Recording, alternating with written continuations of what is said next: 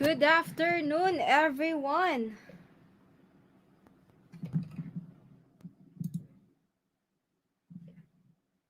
Yan, we are now live in Autodesk Community Philippines Facebook page and YouTube channel. Okay, so today is the part 2 of Essentials of Autodesk Fusion 360. So ang ating topic for today is Introduction to CAD Assembly. Okay, please stay with us throughout the live so yung makaka-complete ng training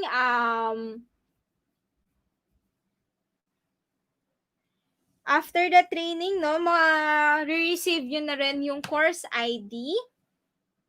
Ayan, yung course ID for this session. And then once na-receive na yung course ID, evaluate ka agad, and then after evaluation, i-approve namin. And after namin ma-approve, nasa email yun na yun. Okay, ayan, good afternoon. Kay Sir Bricks Delgado, kay Miss Richelle Manukdok. Ayan, kay Saging lang ang may puso. Ayan, magandang hapon kay ACP, Sir JC Mabini. Ayan, kay Sir Romel Salem, good afternoon. Kay Miss Christy, kay Sir PJ, and kay Sir Anthony. Okay, and also if you are considering or planning to buy a new device, sasamahan tayo ng ating ASUS specialist para i-introduce niya ang ating latest product, yung ASUS Studio Book. And then kung nakita nyo sa video, no, yung ASUS Studio Book 15. So, yun yung ginagamit natin. Ayan. And then, as you can see din, medyo nagbago tayo ng setup natin dahil we are using ProArt Studio Book 15. Yan, makikita nyo today sa ating Fusion 360 workshop kung gaano ka-powerful itong Studio Book.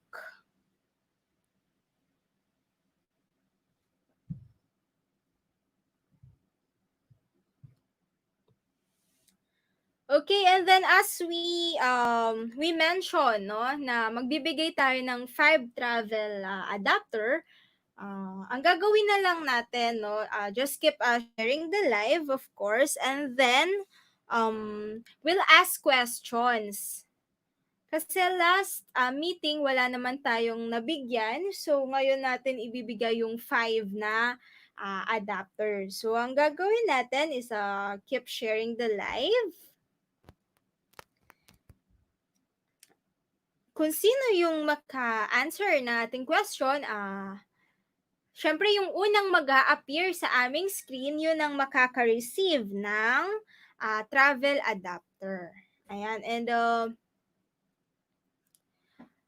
remind lang natin ng ating workshop for today, and then ang ating mga upcoming and ongoing workshop is free of charge, and we will release official Autodesk certificate for Autodesk software training.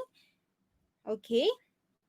And it can be applied to PRC as self-directed learning.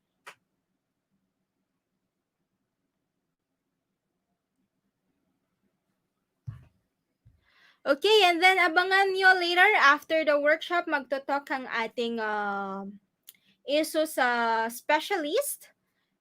Yan, i-introduce niya sa inyo ang ating bagong product, and then yeah, para if you are planning, you can consider the latest series of ASUS. Okay, i-launch nyo na, no? And make sure na naka-download na kayo ng ating Fusion 360 software. Okay?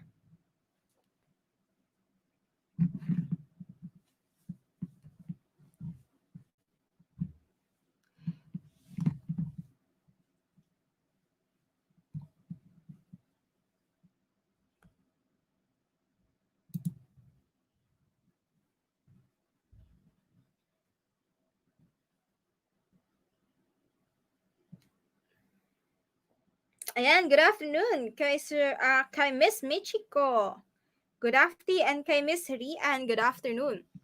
Okay, no, ang ating instructor for today is Engineer Jomark Bakiran. So kung lagi kayong naka-stay tuned, lagi kayong uma-attend sa live ni Autodesk Community Philippines, ay kilala nyo na siya, no?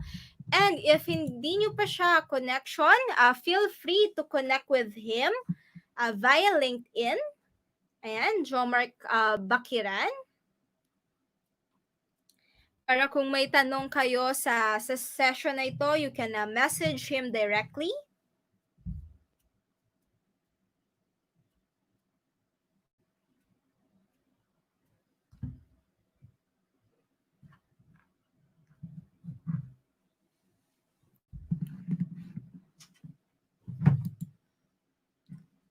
Ayan, good afternoon kay Sir John D.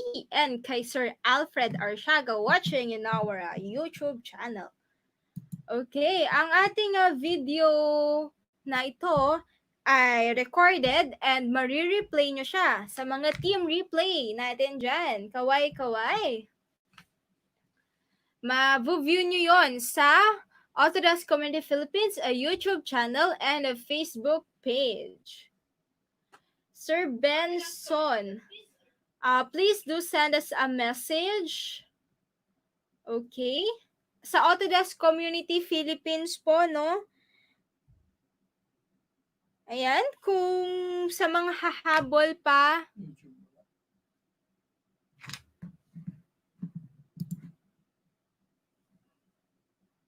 nag-add naman ako.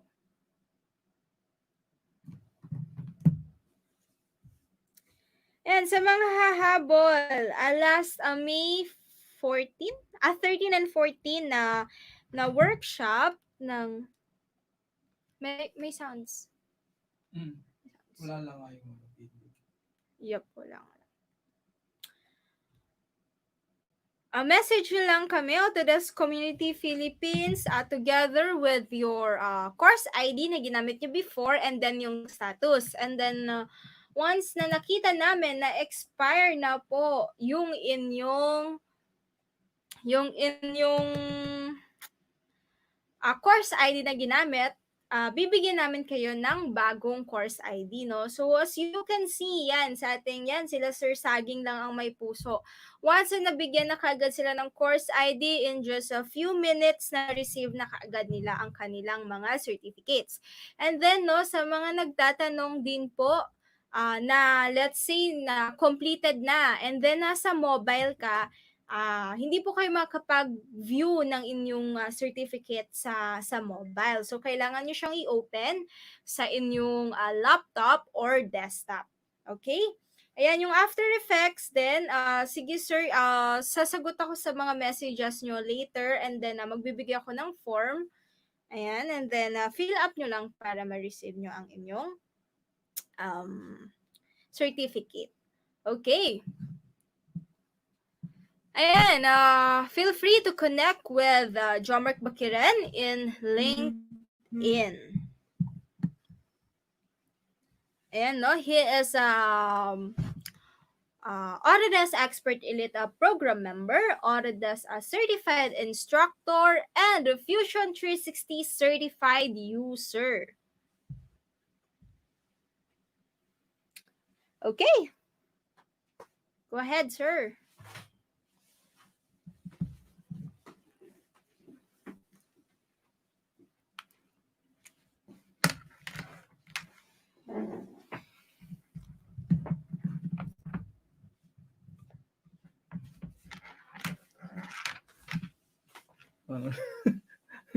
Ano?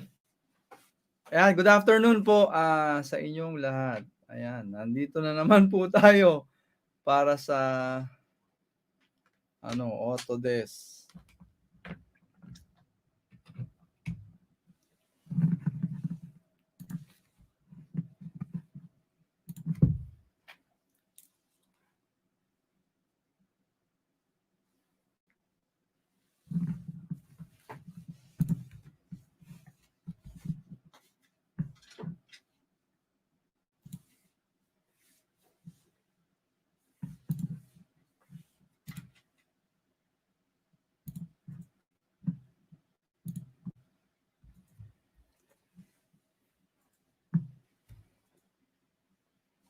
Sa mga ayan, good afternoon po, Sir John D. Ayan, Sir Alfred Arsiaga, Sir Bricks. Ayan, good afternoon po sa inyong lahat.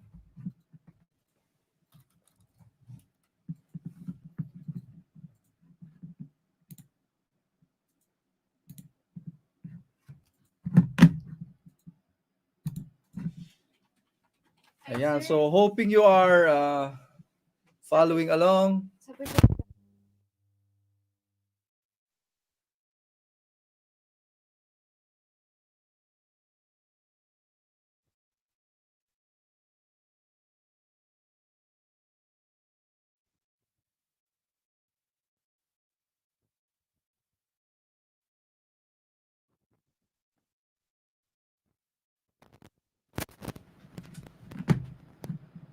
Ayan.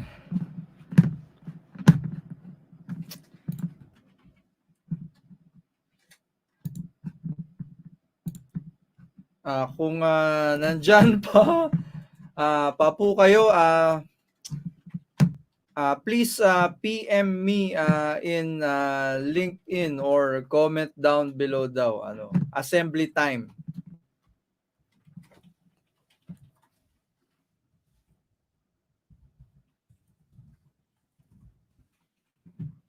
Ayan, pa-comment daw below or PM me to know na umabot po kayo sa sa pinakasimula ng ating training. Yan. Comment down below, assembly time, or private message me in LinkedIn.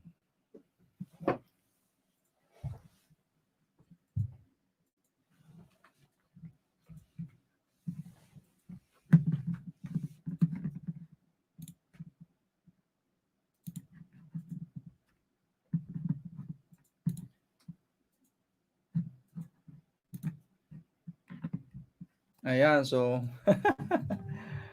thank you, Sir Bricks, Ma'am Rian. Ayan, thank you po. Ayan, pa-comment down below kung naabutan nyo para malaman natin kung sinong umalis na nung dumating ako. Ayan, or PM nyo naman po ako. Sana, ayan, Sir Alfred. Kanina kausap ko lang si Sir Alfred, 10:27 a.m. Ayan, thank you, Sir Alfred. Today we will be playing with another Autodesk with another SolidWorks reference. Ayan, so para maiba daw, nagrereklamo ng iba naman daw yung activity na gawin. So ito yung I think this live stream is only for 1 hour, kaya mapipilitan tayong bilisan ng onte. Ayan, so ito po yung gagawin natin this afternoon. Okay, so today I am using Asus Studio Book. Ayan. Nag-iba po kami ng nag-iba po kami ng setup. So this is my first time na ma-experience ko tong yung Asus Studio Book.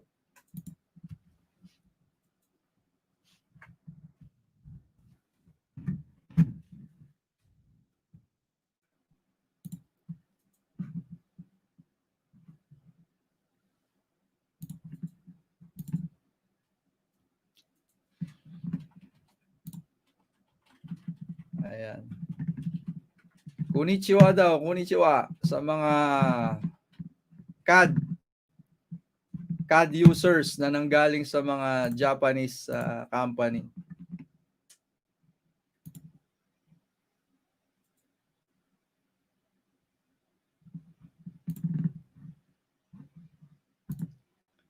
Ini-screen capture ko po yung yung etong activity natin. So I would like to post this sa ating group. At meron din po tayong group for Fusion 360. It's Autodesk Fusion 360 User Group Philippines. Ayan, ipopost ko rin po doon.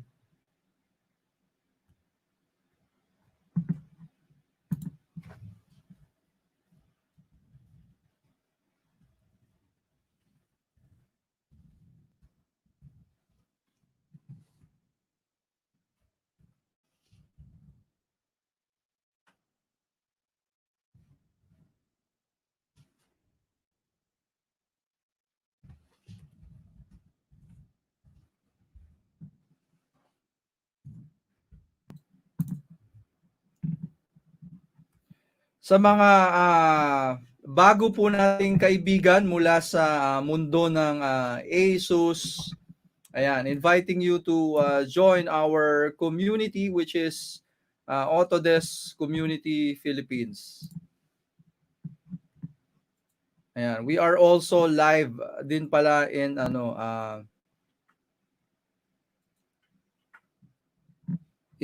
Asus business page.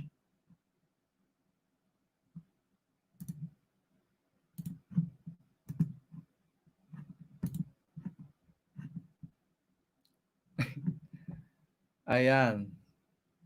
Sir Bricks. Ayan, nakita ko po message nyo. Ayan.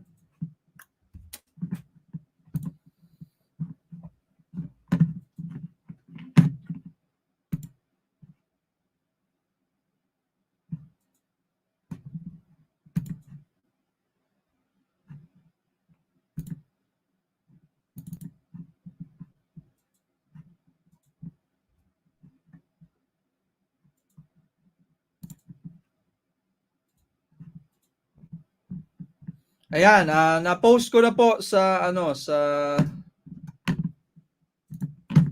Autodesk Community Philippines na group yung challenge. Pati sa ayan, posting it now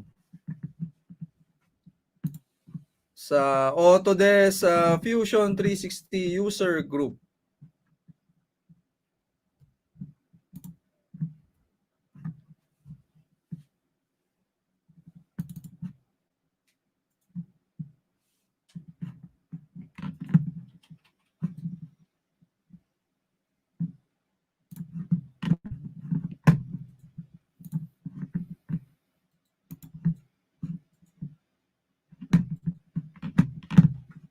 Ayan, belated ano daw, belated happy Father's Day po sa lahat ng mga magigiting. Ayan, at responsableng ama.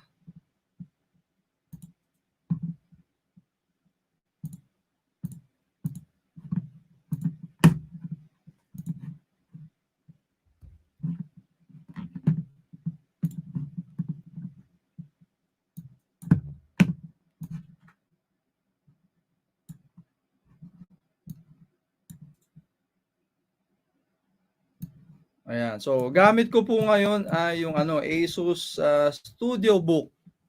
Tapos naka-connect po siya sa HDMI, naka-dual, naka-additional monitor po ako. Ayan.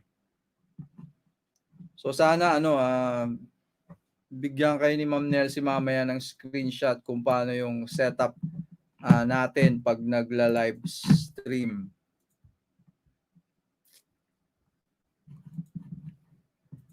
Okay, so assembly. Okay, so again, assembly po comprises of, 'di ba?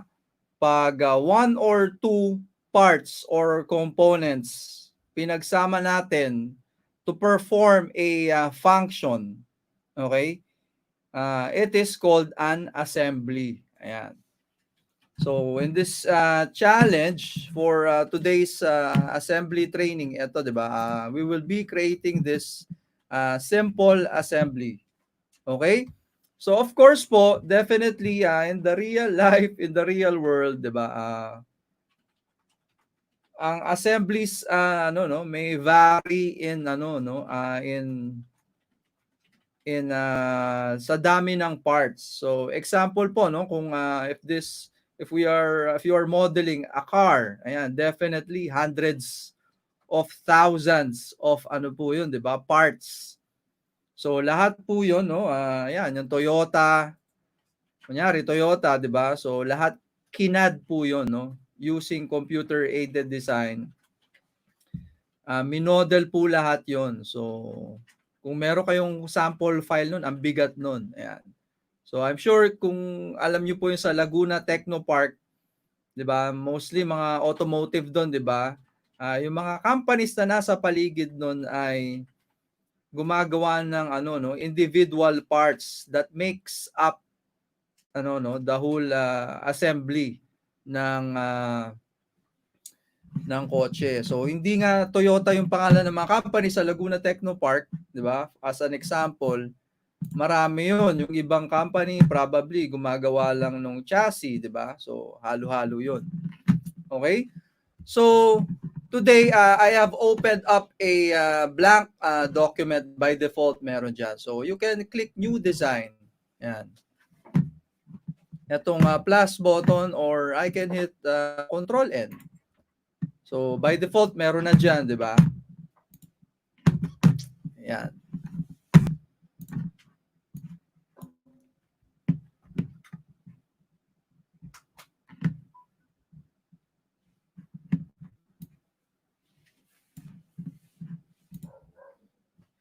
Okay? So upon inspecting our assembly challenge, recall na I always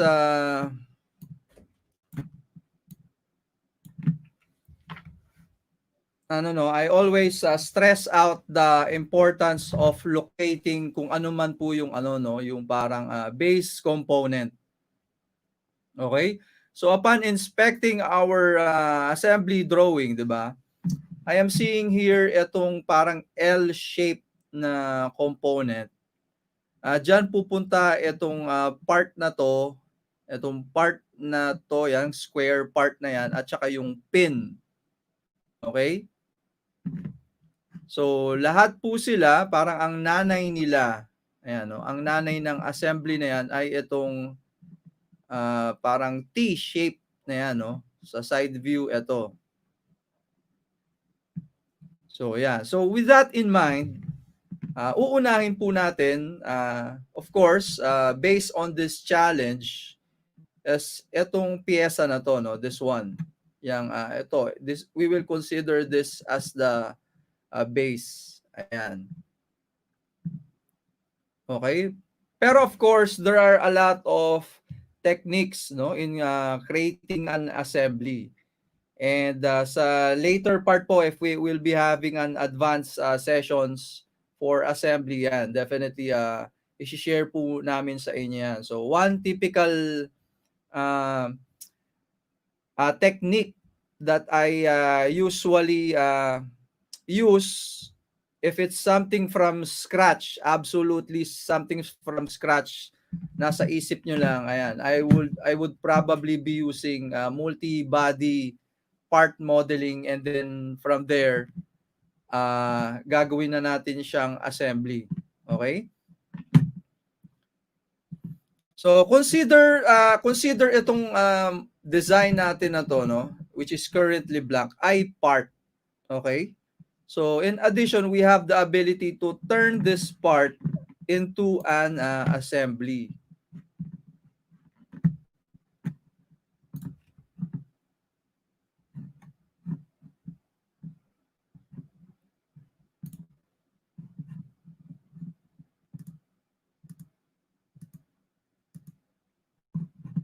Ayan. Dami ko mga tabs na nakabukas. Close ko lang po. Ayan.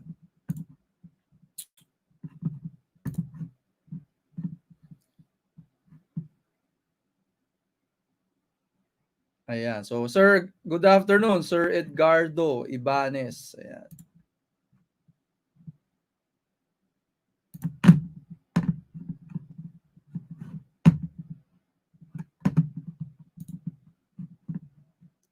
Okay, so simulan na natin. So, because alam na natin yung imo-model natin ng mga piyesa, 'di ba? So, ang goal kasi natin i-create natin to into parts, 'di ba? Into 3D, and then from there gagawin natin siyang assembly. Okay? So, one method is to create a new part. Ayan, no? Is to right click ito pong main file natin, no? Right click. Ayan, no? And select new component. The other method is under assemble, we can select new component. Okay, so either of the two. Pero ako po, I prefer dito na sa main file natin, no? I'll be right clicking and select new component. Ayan. Okay, so to be organized,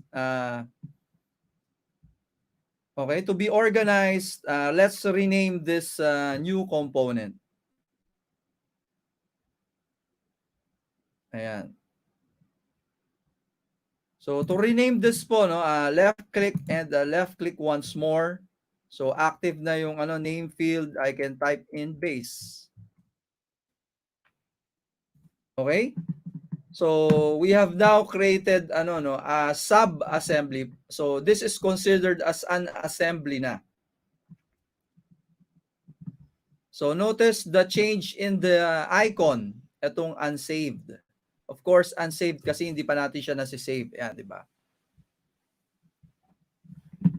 Ayan, so base. Okay? So in addition, pwede kong, dahil alam ko naman na may iba pang component, I can also create a new component again.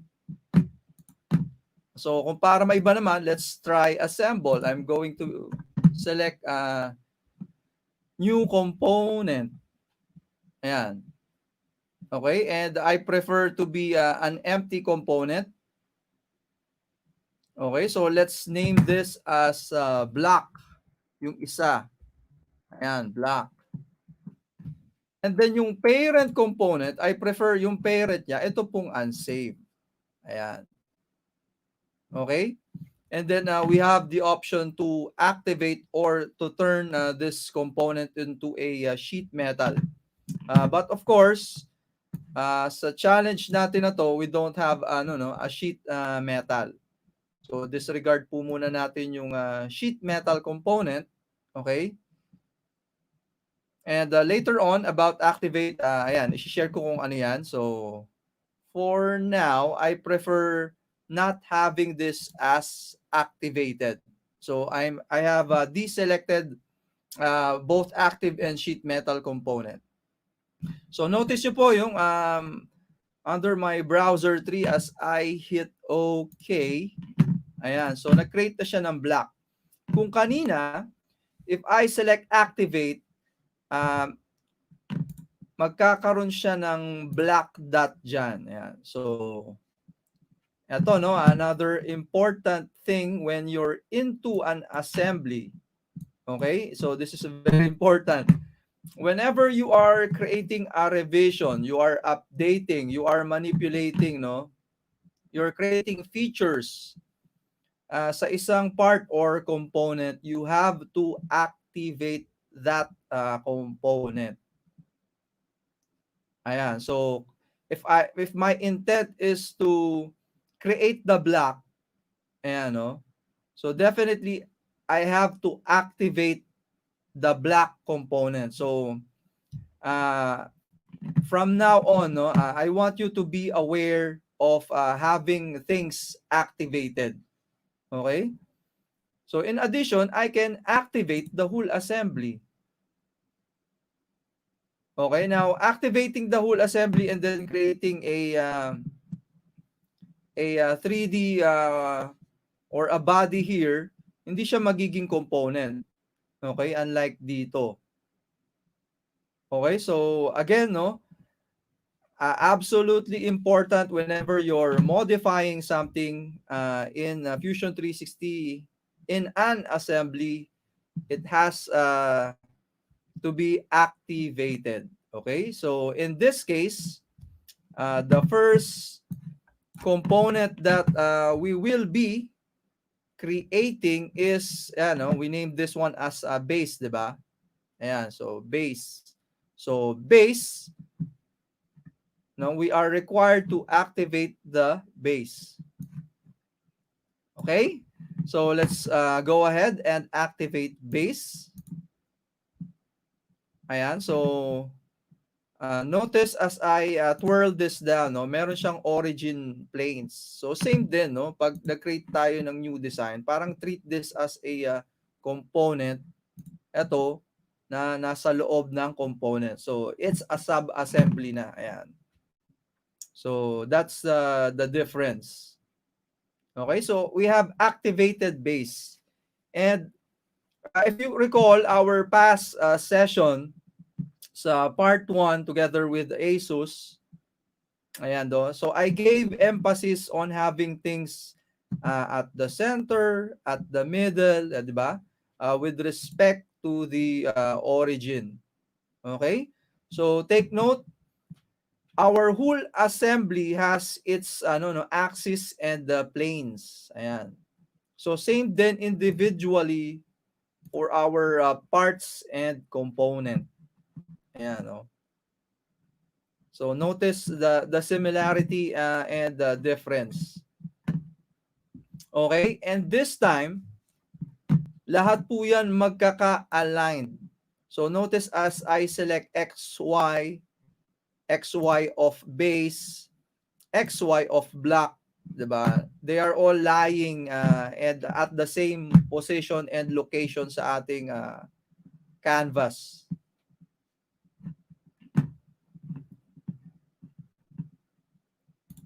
Ayan, so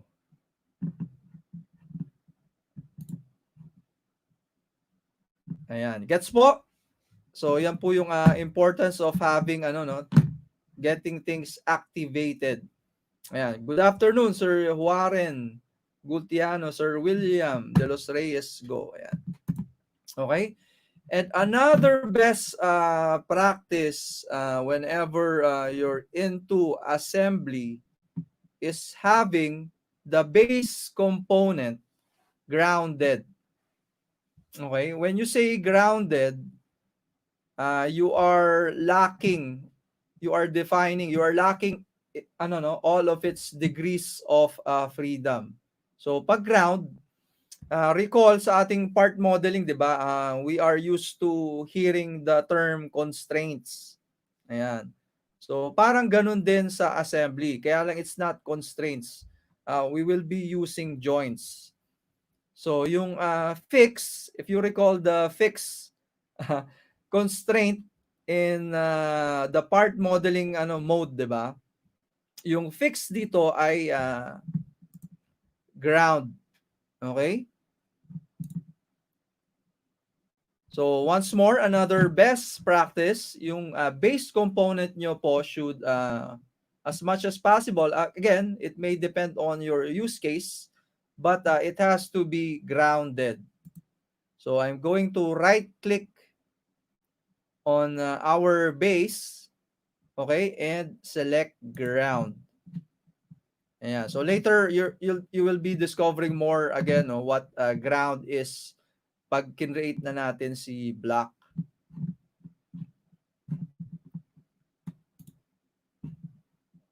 Ayan, so with base grounded and active. Okay, so let's start creating the sketch.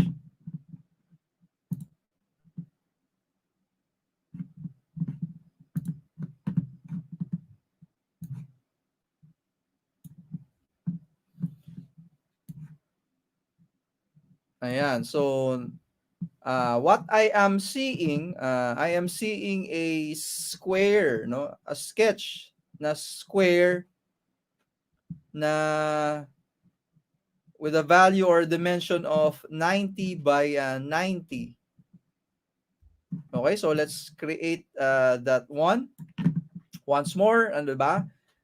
It has to be activated. So we are working on base. Okay, that's why it's active. So from here, we are going to enter sketch mode. So I can select create sketch, or I can head over to the planes of base, okay, and right click create sketch. So I prefer itong square sketch na to, no, I prefer sketching that on our XY plane. Ayan, XY plane. So, ingat-ingat din po, no? Baka mamaya, nag-sketch po kayo sa XY ng assembly natin. Okay? Or dito sa XY pala ng block natin. So, magiging reference na yun. So, again, be aware of that as well. Okay? Because we are working on base, we will select the XY plane yan, of our base. So, with XY selected, I can now right click and select create sketch.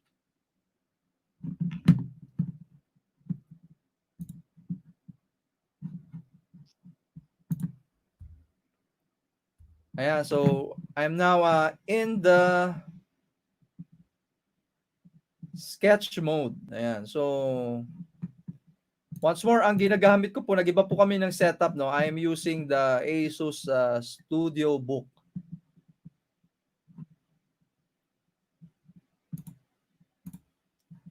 And I think it's flashing on the screen if you're in Facebook from time to time kung anong model yan.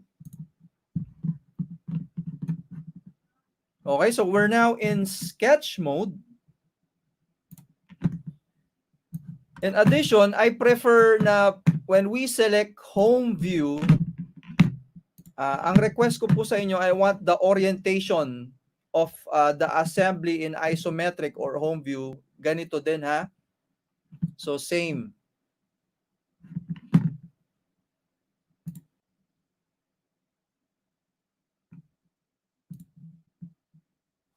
Ayan, so thank you for joining us, Miss Eileen. Okay, so let's now create the square or rectangular sketch. So again, the shortcut key for that is R. Okay, the shortcut for rectangle. So once more, diba, one of our best practice is to having things at the center or at the middle. So under feature options, let me change the option of rectangle to be center rectangle. Ayan. So we are now prompted to place our center point. And I'm going to place it here. Okay, so here, notice the dimension, no, the value field, which has the value of 71.827, diba? Active siya ngayon, no? I can cycle through those dimensions by hitting tab. Okay, so dito pa lang, we can now key in 90, hitting enter. Okay, so because this is square, diba? A square has 4 equal sides. Ayan, so with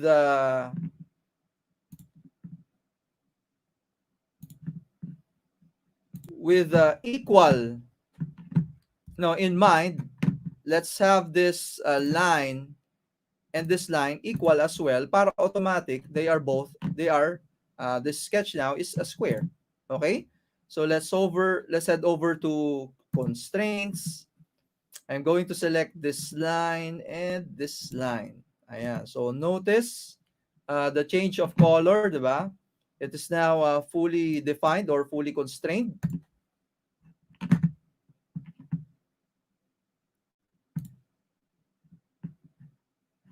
So I can now hit E for extrude.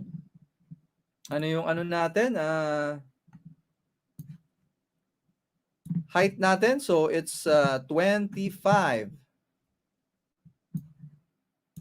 Okay, so let's pull this arrow up, making this into 3D, and let's key in 25. Hitting enter.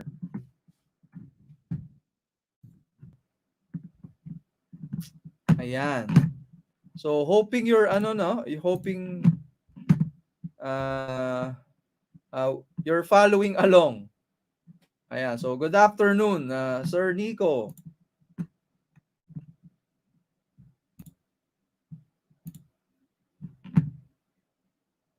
Okay, so next, the next feature that I am seeing is this rectangular extrusion on the side. Ayan, so let's create this extrusion. Ano kaya to? So 110 going up. Okay? So in addition, 'di ba, we can also sketch on perfectly flat faces. So this is a perfectly flat face. I can select this face, 'di ba? right click and select create sketch, or I can hit R for rectangle. Mali na pindot ko.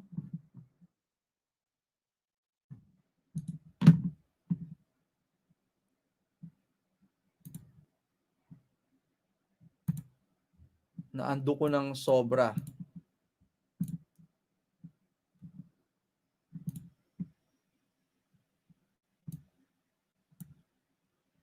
So ulitin ko lang once more. This is 20, 25.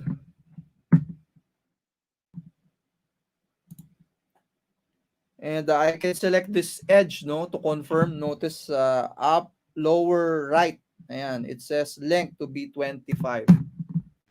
So balik ulit tayo. Let's sketch on this face. So I hit R, no? I hit R to bring us right away to sketch mode. Ayan, so let's create a rectangle over here. So notice the blue X. Yan, parang X na yan. So it's an intersection. It indicates an intersection. I'll be moving up. Ayan. Check natin. So it's 50 by 110. So I'm going to hit D for dimension. Select natin to. And this vertical line. Left click over here, no, to place our dimension. Keying in 50. Okay, and let's define the height of this rectangle. So selecting this horizontal line and this horizontal line, the value to be 110. And hitting enter.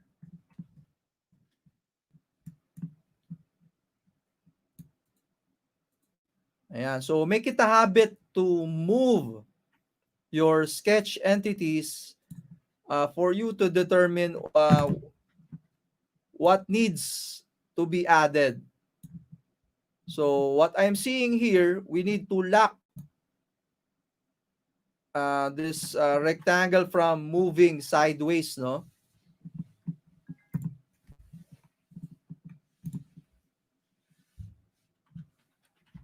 So what I'm going to do is I'm going to grab my horizontal vertical constraint. I-hold ko po yung shift. Ayan. So when you see a triangle appear, diba, what you're about to select as well is the midpoint of this horizontal line. So once more, I'm holding shift po, no, shift. Ayan, and hovering over sa horizontal line na to locate its midpoint. So with midpoint, I'm seeing the midpoint now, I'm going to left click.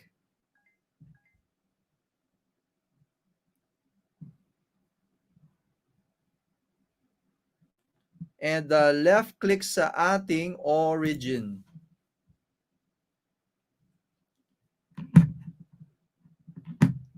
Ayan, so it turned into black once more, no? Meaning it's now fully defined.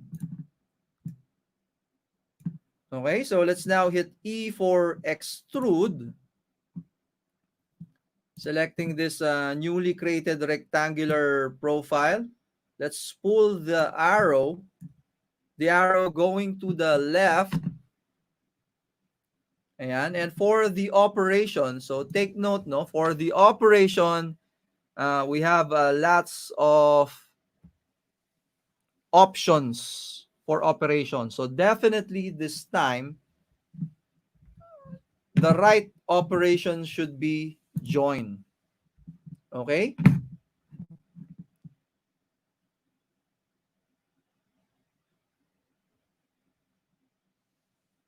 Ayan. So, ano kaya yung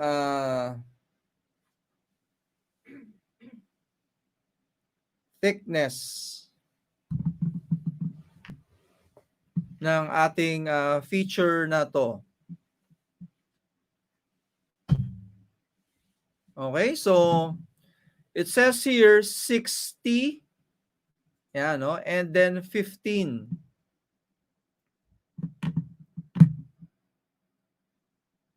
So 60 and 15. So I can type in here negative 90 plus,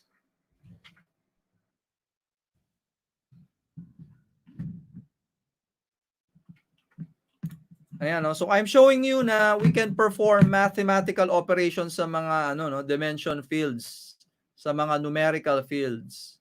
Ayan. So it's 90, negative 90 because we're going on the negative direction. So if I place a positive 90, pupunta po yan sa right. So plus 15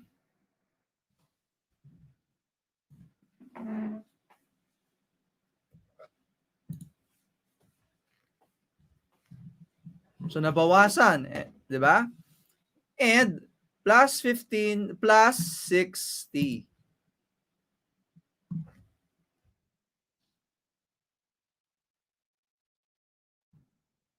Ayan. So once more, 'di ba? We created the thickness of this feature using an MDAS operation. Nagkataon si AS lang, AS, addition and subtraction. Once more, operation to be joined, and let's select OK.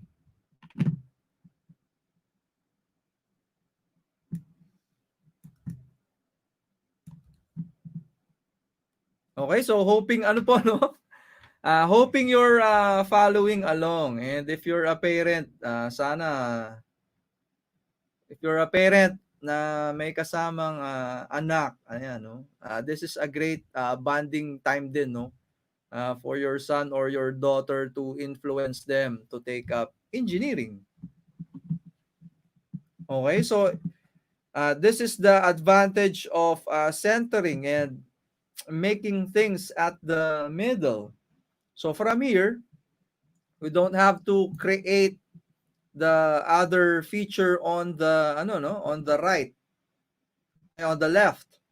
So we can perform mirror. Okay, so in addition, I don't have to go up to modify, no, and locate under create, no, and select mirror. So another technique is I can hit S, ayan, for design shortcuts. So I hit S po, no, on my keyboard, ayan, to bring out shortcuts. So take note, this design shortcuts may vary depending on the workspace you're in. Okay? So if I'm in the render workspace,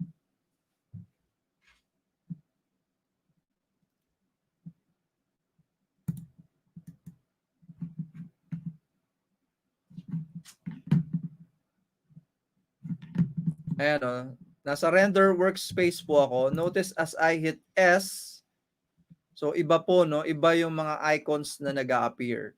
Okay? So the shortcuts varies depending on the workspace you are in. Ayan. So going back to design workspace.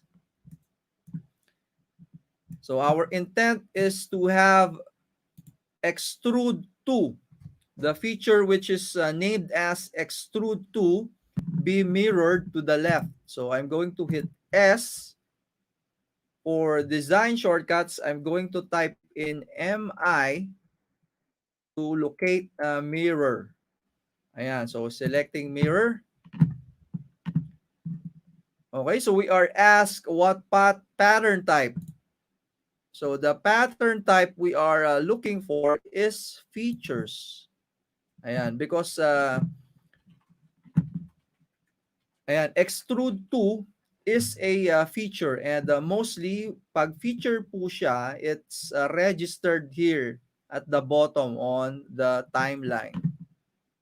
Ayan. So prompted to select objects, I'm going to head over to our timeline and select extrude to.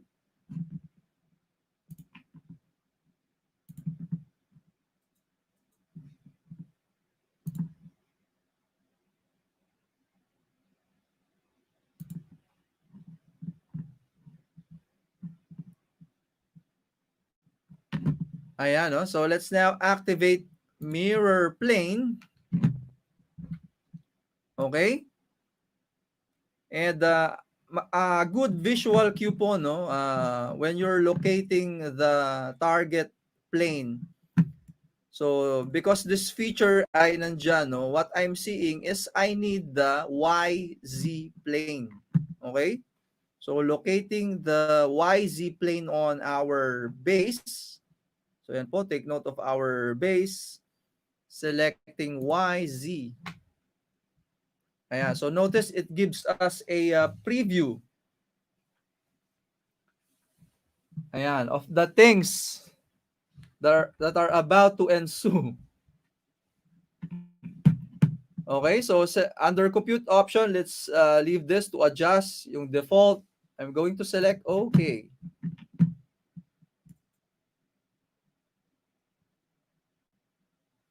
Ayan, so here's our updated base component. Ayan, yan. Thank you, Sir Bricks, for mentioning it's 15. Ayan, good afternoon, Ma'am Annaliza Abad Erostingkol. Yeah, Sir Warren Gultiano. Okay, so moving forward, I am seeing a butas, a hole sa ating base. Okay? And what's the diameter of that hole? It's 20. Yan, it's 20. Okay?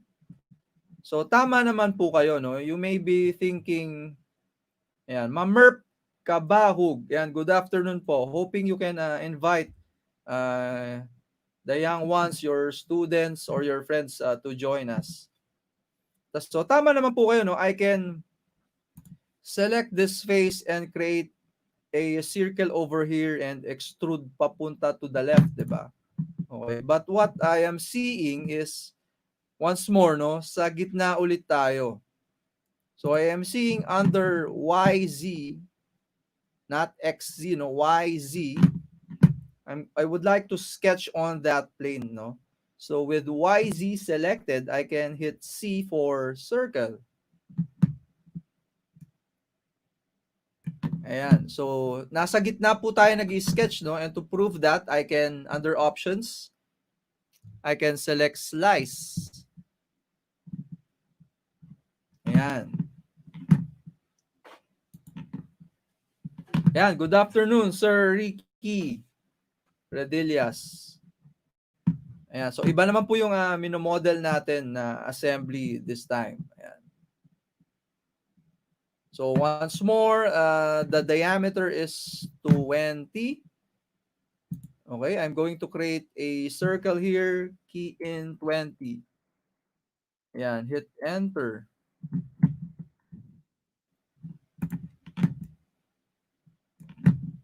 Ayan, heading back to right view, no? Okay? So yung butas coming from the ground or the bottom face ng ating base is 90.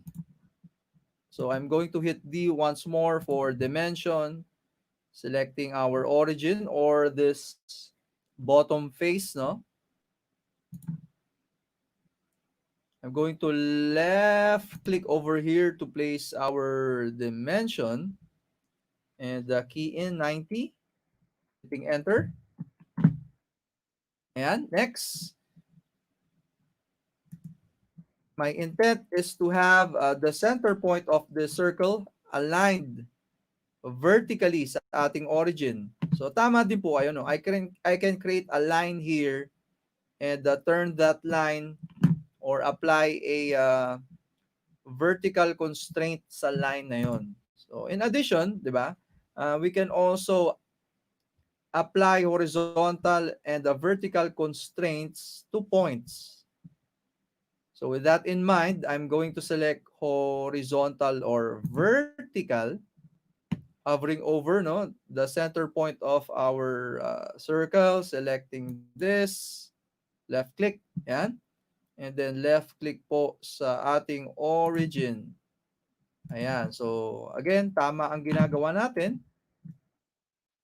because it turned into black. Okay, so let's create the hole, no, for the both sides of this feature. Okay, I can select finish sketch or I can hit E right away for extrude. Ayan, so let's pull this arrow to the right. So once it touches another body, no, it turned into red, meaning it's a, ayan, under operation, it's a cut operation. Ayan. But I prefer making things under direction, making things symmetric ulit. Ayan. And the extents to be all. Ayan. So if I select distance, I have to key in a specific value. So tama naman po 'yon. So up to you, 'di ba? Your preference. So my preference at this moment is selecting all para tagus-tagusan siya sa lahat, everything. Okay? And finally, select OK. Ayan. So base complete. Yeah. So good afternoon, Sir Ricky Redillas.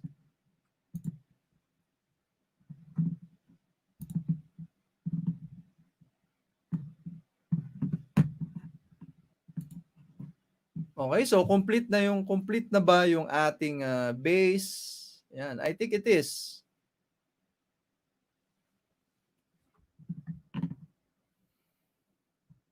Ayan. So next, let's create this this block. Okay? Yung block naman, ayan.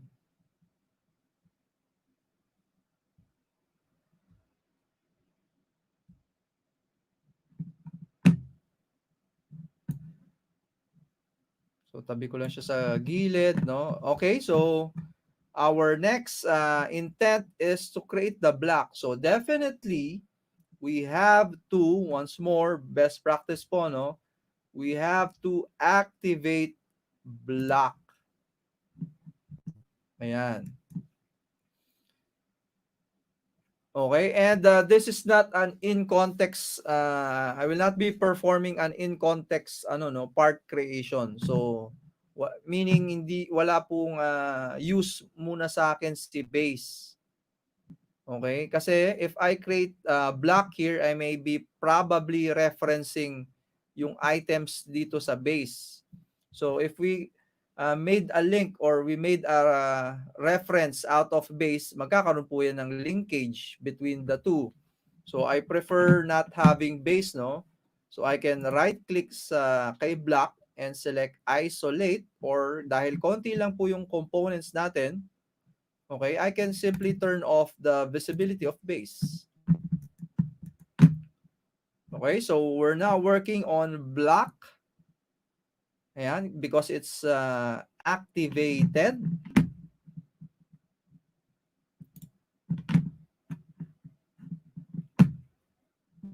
Ayan, so I'm going to hit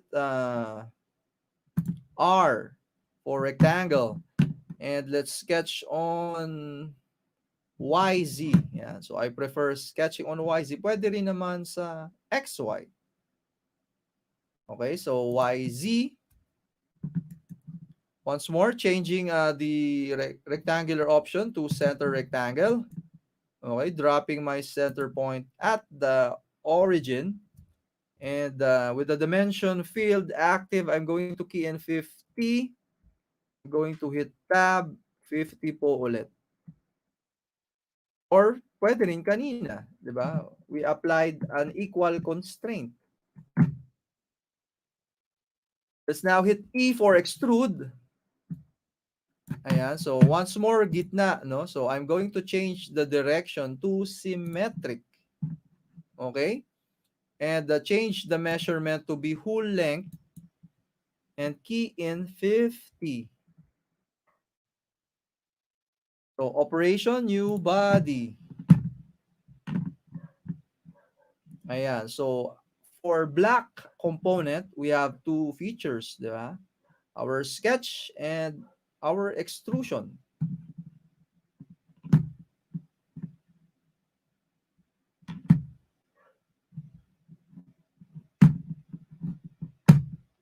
Heading over to home view. So I am seeing, ayan. Good afternoon, Sir Eufronio Hugo. Ayan. Thank you for joining us. And I think later Asus, our friends in Asus will be giving away ano po, freebies.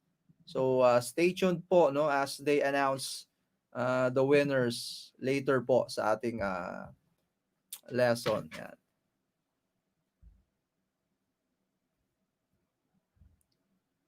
Okay, so I'm seeing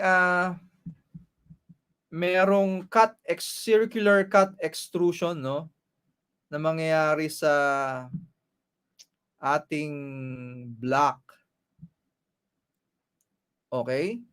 But this time, I prefer na wag muna gawin yon. Instead, I'm going to create the pin. Okay? The cylindrical pin. Okay? So, notice our main file is currently unsaved. Ayan. So, i-save natin to sa cloud. No? One advantage of using Fusion 360 is it has linkage to the cloud. It harnesses the power of the cloud. Ayan. So, I selected my show data panel. So, yan parang checkered board na yan. Okay? And then I'm going to create a new project. So, mine will be different than yours, no? Probably. Ayan. So, I selected the new project. I'm going to name this as Asus F360 dash assembly.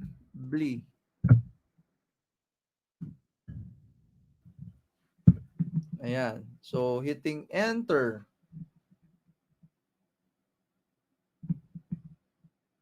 Okay, so I'm going to double left click to enter our project folder named as Asus Fusion 360 Assembly. Ayan, double left click.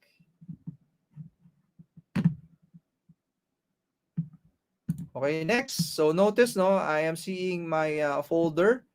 So blank siya ngayon because we haven't saved this assembly model. So I'm going to select the diskette, okay, or hit Control S. So automatically, because we entered ayan, no, our project folder under location, yun ang lalabas. Ayan. So let me name this as ASCII dash ASUS. Ayan. So hitting save. Ayan. So because I am connected sa cloud. Ayan, no? Notice here, diba? Ito na yung ating assembly. And because I am connected sa cloud, meaning under my job status, I'm working online. I can view that. Uh, I can view this Fusion 360 design anywhere with a web browser connected to the internet. Or I can, if I have Fusion 360 downloaded on my mobile phone, I can also view my design right away. Ayan. So once more, ayan, feel free po no to download the app for Fusion 360, the mobile app.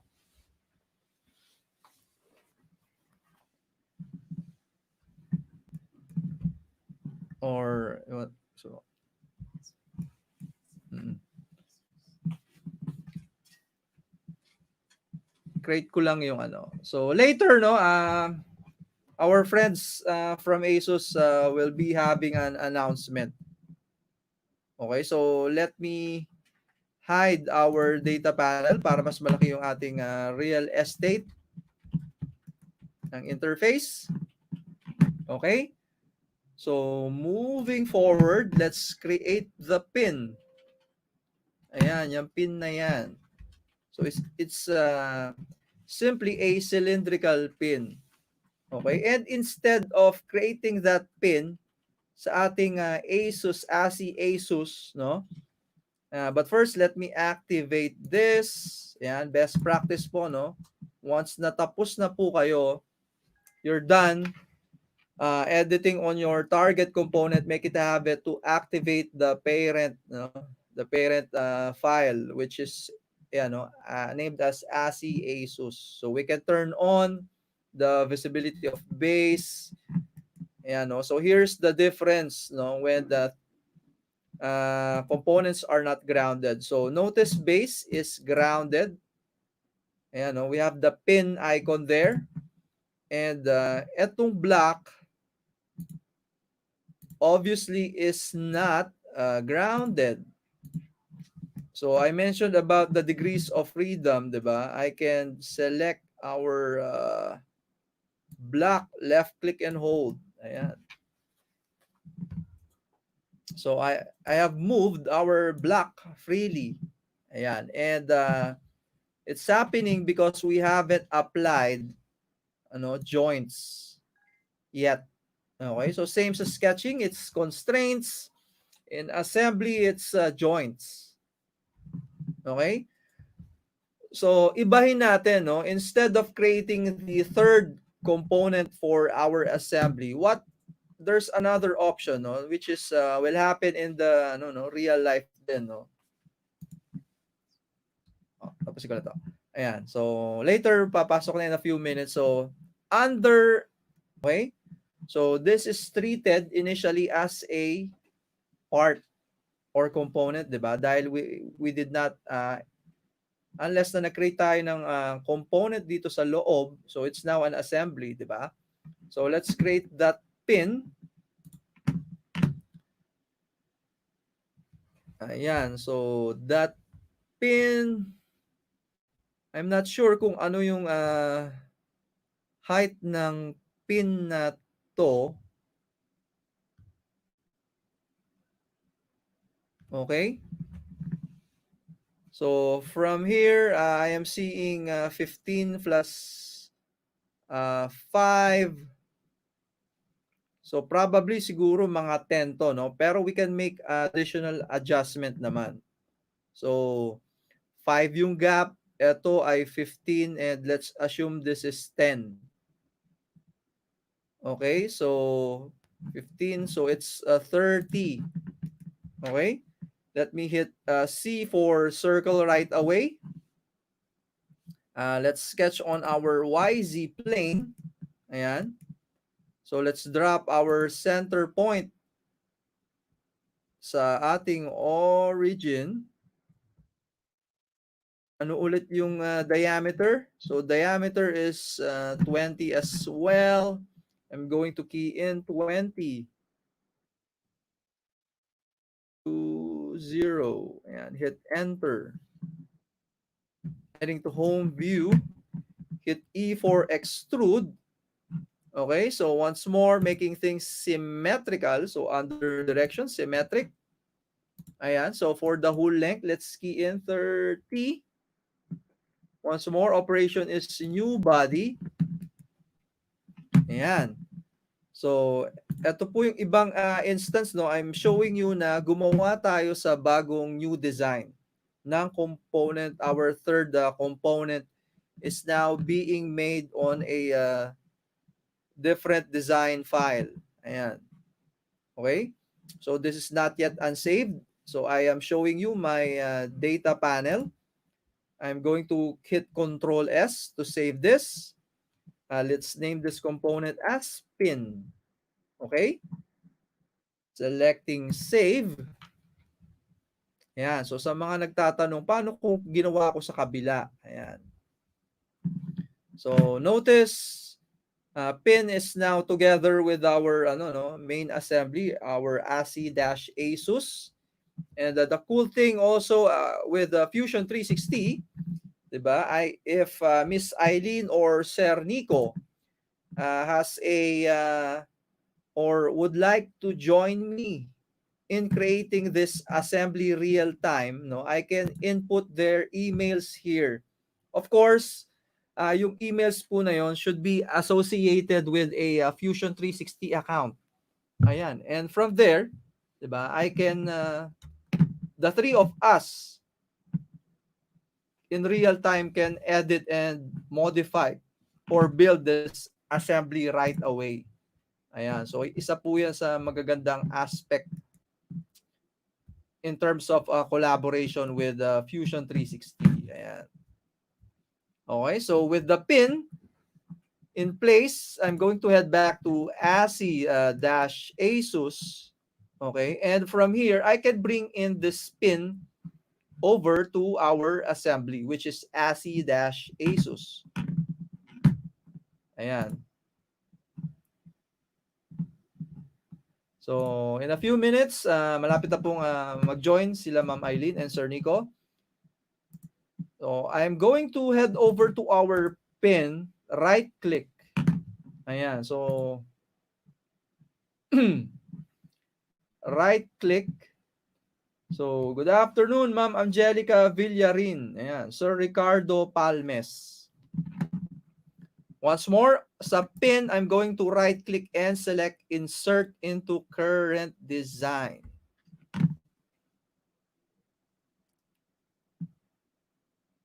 Ayan. So, ito na po yung ating pin. Selecting OK. Ayan. So, let me hide our data panel na. So, we have our pin here. Okay. So, this is, ayan.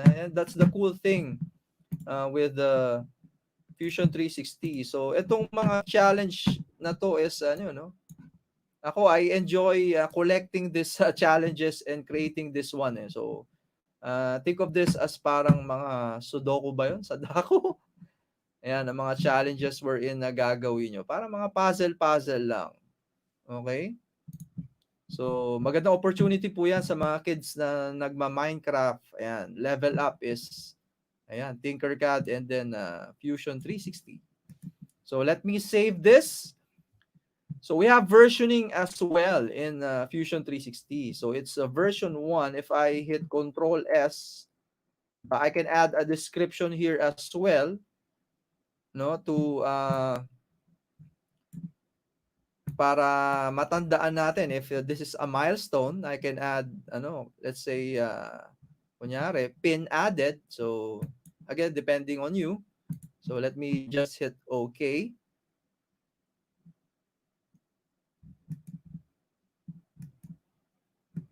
Ayan. So once more, 'di ba? If I have other people, who are in our project, 'di ba? Whatever na gawin nila and if they have saved that file into our project folder, mapopopulate po 'yan dito. Ayan. So, 'yun po yung collaboration, seamless collaboration with Fusion 360. And we can even play chess here. Okay? Pag hit Control S niya, let's say minove niya yung pawn or knight o yung rook, di ba? Mag-update. Ayan, na-try na rin po namin yun. Try nyo din po. Playing chess in Fusion 360 online. Ayan, so after our friends from Asus shares an info and I think the winners, we will continue, Miss Nancy. We will go back on making this this or putting the parts together using joints. Ayan, so let me call on. Ayan, so thank you for joining Sir Ricardo Palmes from Rizal. Ayan. Stay tuned po sa ating iba pang Autodesk trainings and same with Adobe. Ayan, I'm adding Miss Eileen now and I think your mics are all muted. So Miss Nelsie, kindly take over.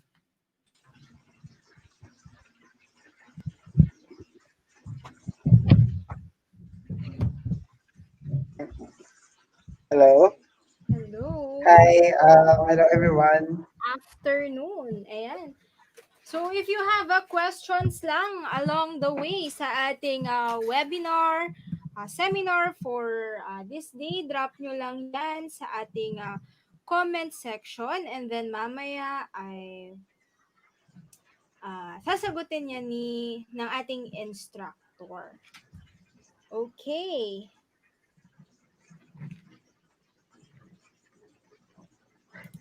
Okay, Sir Nico, play lang ako ng video.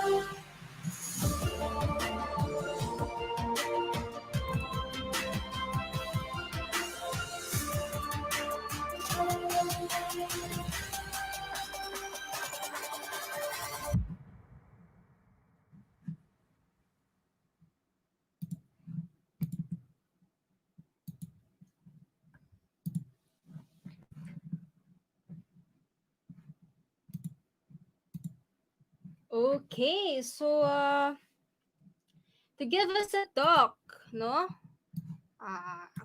Kung ano ba yan, yung mga latest series natin, no? Kasama natin si Sir Nico James Redacto, Technical PR Specialist, at ASUS sa Philippines. Good afternoon, Sir Nico. Good afternoon. Good afternoon then to everyone We can't hear watching you. this live webinar. Kung ano ba yan, yung Okay, mga... so nakita niyo naman, we played a couple of videos about Sir Nico, we can't hear different you. issues. Sorry?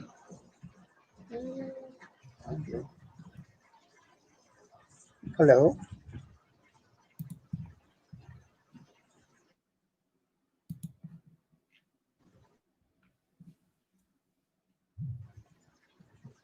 Hello? My test. Can hear daw? Pa-check nga.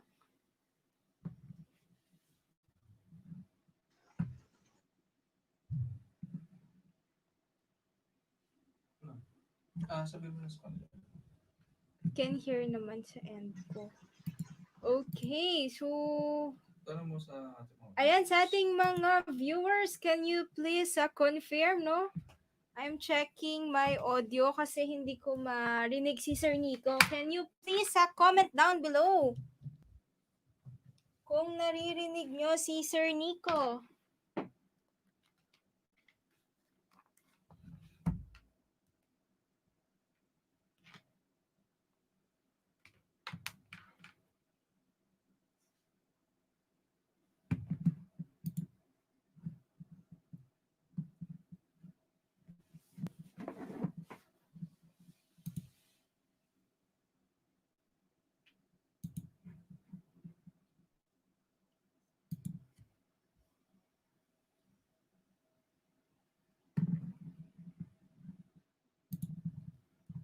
Ayan, Sir Nico.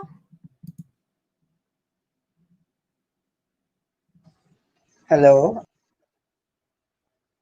Uh, is my audio Try mo, okay? Sir Nico, mag-exit. Alright, sige. I'll be back. Mahina daw audio, sir. Malabo po si Sir Nico, ma'am. Labas ka, Sir Nico, ng broadcast.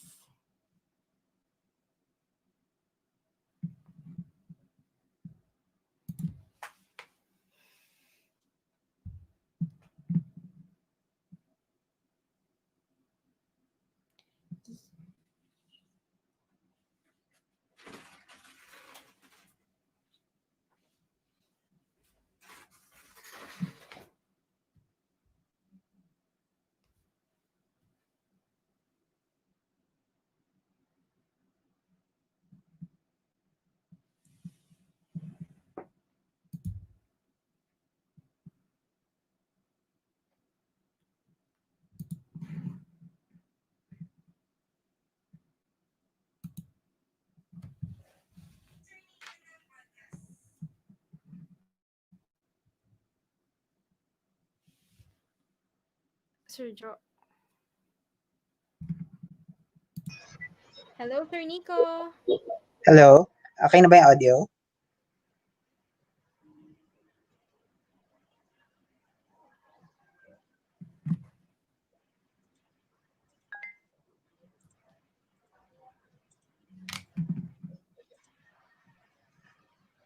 Ayan. Ayan, sir. Okay na po.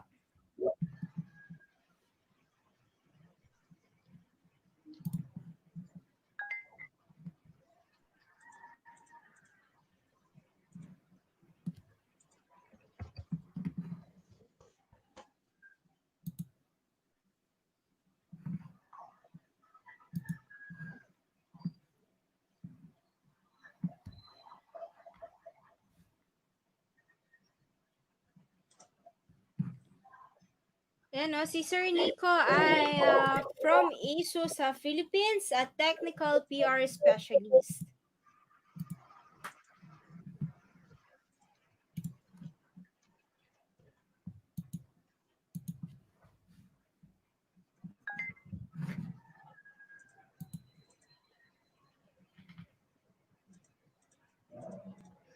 Okay, so I think may problem pa rin ba ako sa audio or is it okay na? Yeah, you can share your screen, sir. Okay. So again, good afternoon, everyone. Okay So na to po. everyone watching this live webinar. So as you saw earlier, we played some videos of two um, brand new Asus products. So these are part of the Asus Pro Art Studio Box series. So today I'll be sharing with you the details on this brand new lineup from Asus and how it can help our 3D artists with their uh, what we call content creation or 3D rendering, 3D animation.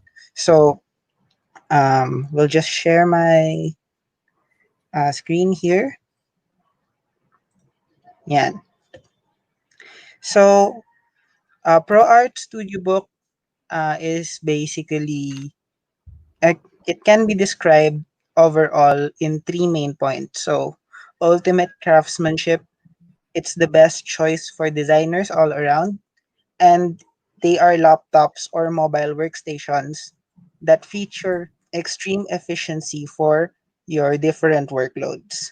So, um, based on these 3 points, we have designed laptops that are tailored to have the best experience for any kind of content creator. So, whether you're uh, a 3D modeling, a 3D animation, or even if you're working in 3D sound, 3D video effects.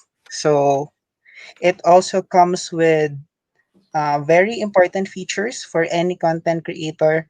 Really large 15 to 17-inch displays, Pantone validated panels, so 97% DCI-P3 color gamut, as well as 100% sRGB panels. And then we also have powerful performance. So in terms of the processor, these laptops feature either the Core i7 processor, the Core i9 processors, or the Intel Xeon workstation class processors. So these are very, very powerful laptops for 3D work. And then, of course, we also have the looks and the design. So if you're looking for Sir, a powerful laptop, you would usually Sir Nico, be attracted. Yes, sorry. interrupt lang kita saglit ha. Wait, ano Okay. lang. Sa ating mga viewers, please,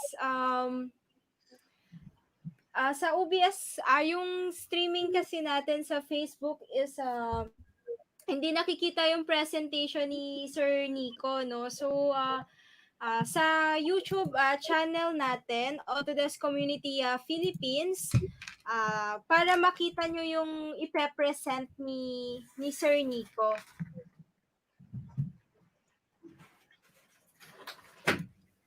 Okay. Okay, hold on. Okay, continue na. All right. So as I was saying, so we have the design, the professional look. So when you talk about powerful laptops, kasi usually you would be referred to gaming laptops na can be overly designed, may mga pailaw pa, etc. When what you really want is a professional looking laptop na very industrial yung design, perfect for your workspace. So uh, the Studio Box series have this kind of chassis na even if you have the 17-inch display, uh, the size of the laptop is only 15-inch class. So it's very thin, very compact, and very sophisticated yung finish niya with what we call magnesium aluminum alloy. So uh, not only that, so we also feature gigabit level connectivity as well as storage. So StudioBook laptops feature Wi-Fi 6, which is around 3 times faster than what we are used to with wireless. And then we also have RAID 0 support for SSDs. And then we also have USB 3.1, Thunderbolt 3 ports, and then 1 gigabit per second LAN. Yeah. So what sets these mobile workstations apart in terms of what we call the gaming laptops is the support for NVIDIA Quadro RTX. So NVIDIA Quadro RTX is really like a graphics card that is made to perform very precisely. Uh, so it's designed for rendering artificial intelligence, VR environments. So compared to the gaming line, which is the G4 series, mas marami silang GPU cores, larger capacity RAM. So it's easier for professionals to process yung mga large scale na graphics rendering, whether that's audio, video, 3D, AI, or uh, anything na large data sets. So along with this is you get more realistic image rendering with real-time ray tracing. So real-time ray tracing is basically simulation of light. So before, without real-time ray tracing, uh, you would need you would need to assign reflections manually. So uh, with real-time ray tracing, so all you have to do is set the object surface type, and then basically light would be simulated in order to create the reflections in real time. There's also artificial intelligence capabilities. So these can be used for deep learning and then precision models, as well as speed up calculations for deep learning neural networks. Yan. So enough of the tech talk. So basically, these are very powerful laptops, um, both in CPU and graphics. So let's move on now to the flagship line of the StudioBook series, which is the StudioBook One. So the ProArt StudioBook One. So this is designed for data science, product development, as well as 3D animation. So uh, these um, these industries require not only a powerful and precise means of processing information, but also they need it to be portable.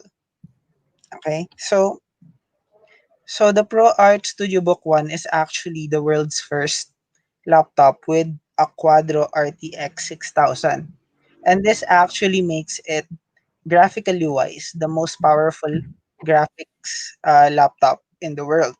So it has 24 gigabytes of VRAM. It can handle animation rendering, 8K video editing, and data calculations. So along with the RTX 6000, so this also has the Intel Core i9 processor. So incredibly smooth, responsive multitasking, and basically any multi-threaded application, uh, CAD included, so computer aided design, 3D rendering. So StudioBook One can handle this very easily. So of course, with all those powerful components, cooling is an essential part of the Studio Book One. So we have what we call a unique cooling design. So when you open the laptop, yung lid niya sa likod, behind the screen actually opens up a little bit, so around 4.57 degrees, so that there is fresh airflow coming in from the rear of the laptop. So this cooling system is unique to the ProArt Studio Book One, and we also have a titanium alloy cooling system for the durability, and it's very quiet even at full load. So that's only under 46 decibels of noise. So if you're the type na ayaw mo ng laptop that sounds like a jet engine when you're rendering your files, so this is a very good laptop for you. So in terms of the visuals naman, so this is a 15.6-inch laptop. At With that screen size, you are getting a 16 by 9 resolution with 4K UHD resolution. So that's 3840 by 2160. And then for the color accuracy, you are getting 100% Adobe RGB as well as delta E of less than 1. So that means it's very color accurate to the point na uh, your unaided eye cannot really see the difference between the colors that shown on screen and the colors in real life. So that's very important as well for color sensitive workloads. This is also a Pantone validated display. So Pantone validated basically means um, yung color accuracy niya has been certified by Pantone. So we all know who Pantone is. So these are the guys that are basically the color library of the creative world. So uh, this display is already validated by them for its color accuracy. Yeah. So that is a quick view of the ProArt Studio Book One. So ProArt Studio Book One is our flagship. uh, it's the top of the line studio book. However, we also have other models geared towards designers, architects, animators, as well as programmers. Sorry. So the next one is uh, basically this is next in line. So this is Studio Book Pro X. So si Studio Book Pro X naman, this is the first quadro laptop with what we call the four-sided nano edge display. So four-sided nano edge display basically means really thin bezels. So this gives it a 92% screen to body ratio. And not only that, the screen also gives you a larger 25% larger than 25% larger working area. So the aspect ratio is 16 by 10. So this is a 17-inch display as well. In terms of performance, we have an Intel Xeon processor as well as Quadro RTX graphics. We also have in the base model 64 gigabytes of ECC DDR4 memory and 1 terabyte of SSD. So for the processor, we have the Intel Xeon E2276. So this is a step up over the normal Intel Core i7, designed to handle multi-threaded applications on a workstation level. So this easily outperforms anything from the previous generation in terms of processing power. And then we also have the NVIDIA Quadro RTX 5000 graphics. So this graphics is uh, kumbaga ito yung kasunod or susunod sa RTX 5000. So uh, it has basically all the graphical power you need for 3D rendering, even simulation. So it's professional grade graphics optimized for stability with popular software applications. And then we also have what we call the screen pad. So the screen pad is actually a secondary display where the touchpad would be on a regular laptop. So um, the screen pad has multiple applications of its own in order to manage and help you basically boost productivity, um, and then uh, you can also do one tap automation of keyboard shortcuts. You have here app navigator, so you can quickly switch between apps. You also have a number key. You have keyboard shortcuts as well. So this is very useful if you want to get if you want a feature that can really boost your productivity. And then not to mention, you can also use it like a regular secondary display. So for example, um, you have your main workflow on the 17-inch screen, and then you want to move your toolbars down to the secondary screen. So you can do that as well. Okay, so that's the ProArt StudioBook Pro X. So now we will discuss a bit on the ProArt StudioBook 17 and the ProArt StudioBook Pro 17. So these are two similar but quite different models of the ProArt StudioBook series. So the 17 and the Pro 17 are actually one of the world's thinnest laptops that support Quadro RTX. So same as the ProArt StudioBook Pro X, these have the 25% larger working area due to having a 17-inch 16 by 10 display, but it's only 18.4 millimeters thin. So this is actually thinner than many gaming laptops that came uh, when the time these lap uh, sorry when the time that these laptops were released. And then we also have super fast RAID 0 configuration.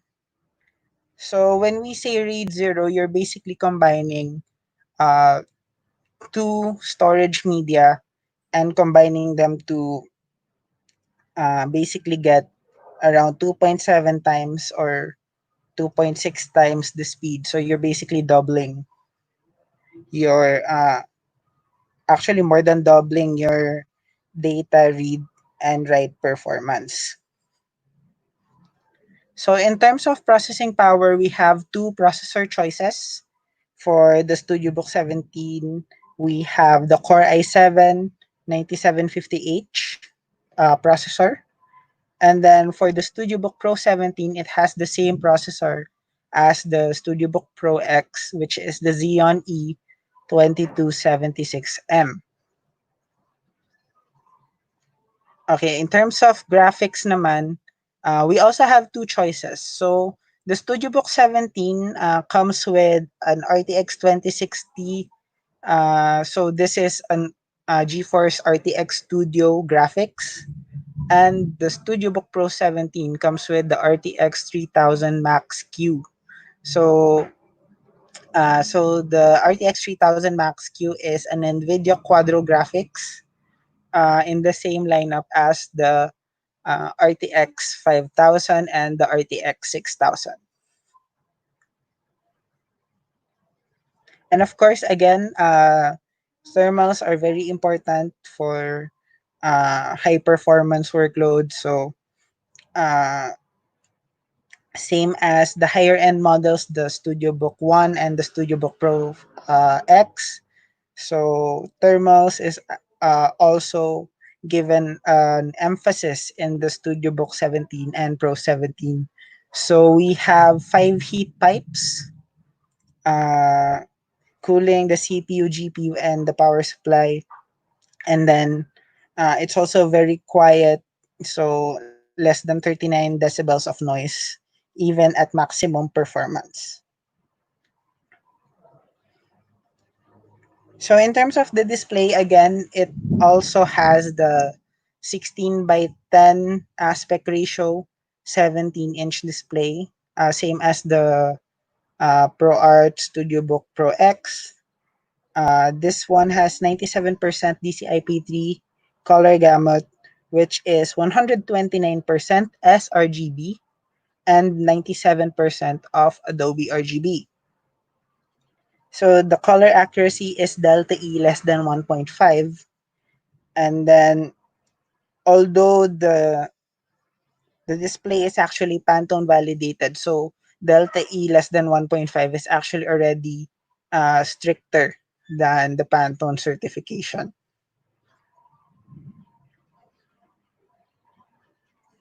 So for the StudioBook 17 and Pro 17, we have what we call the Asus number pad.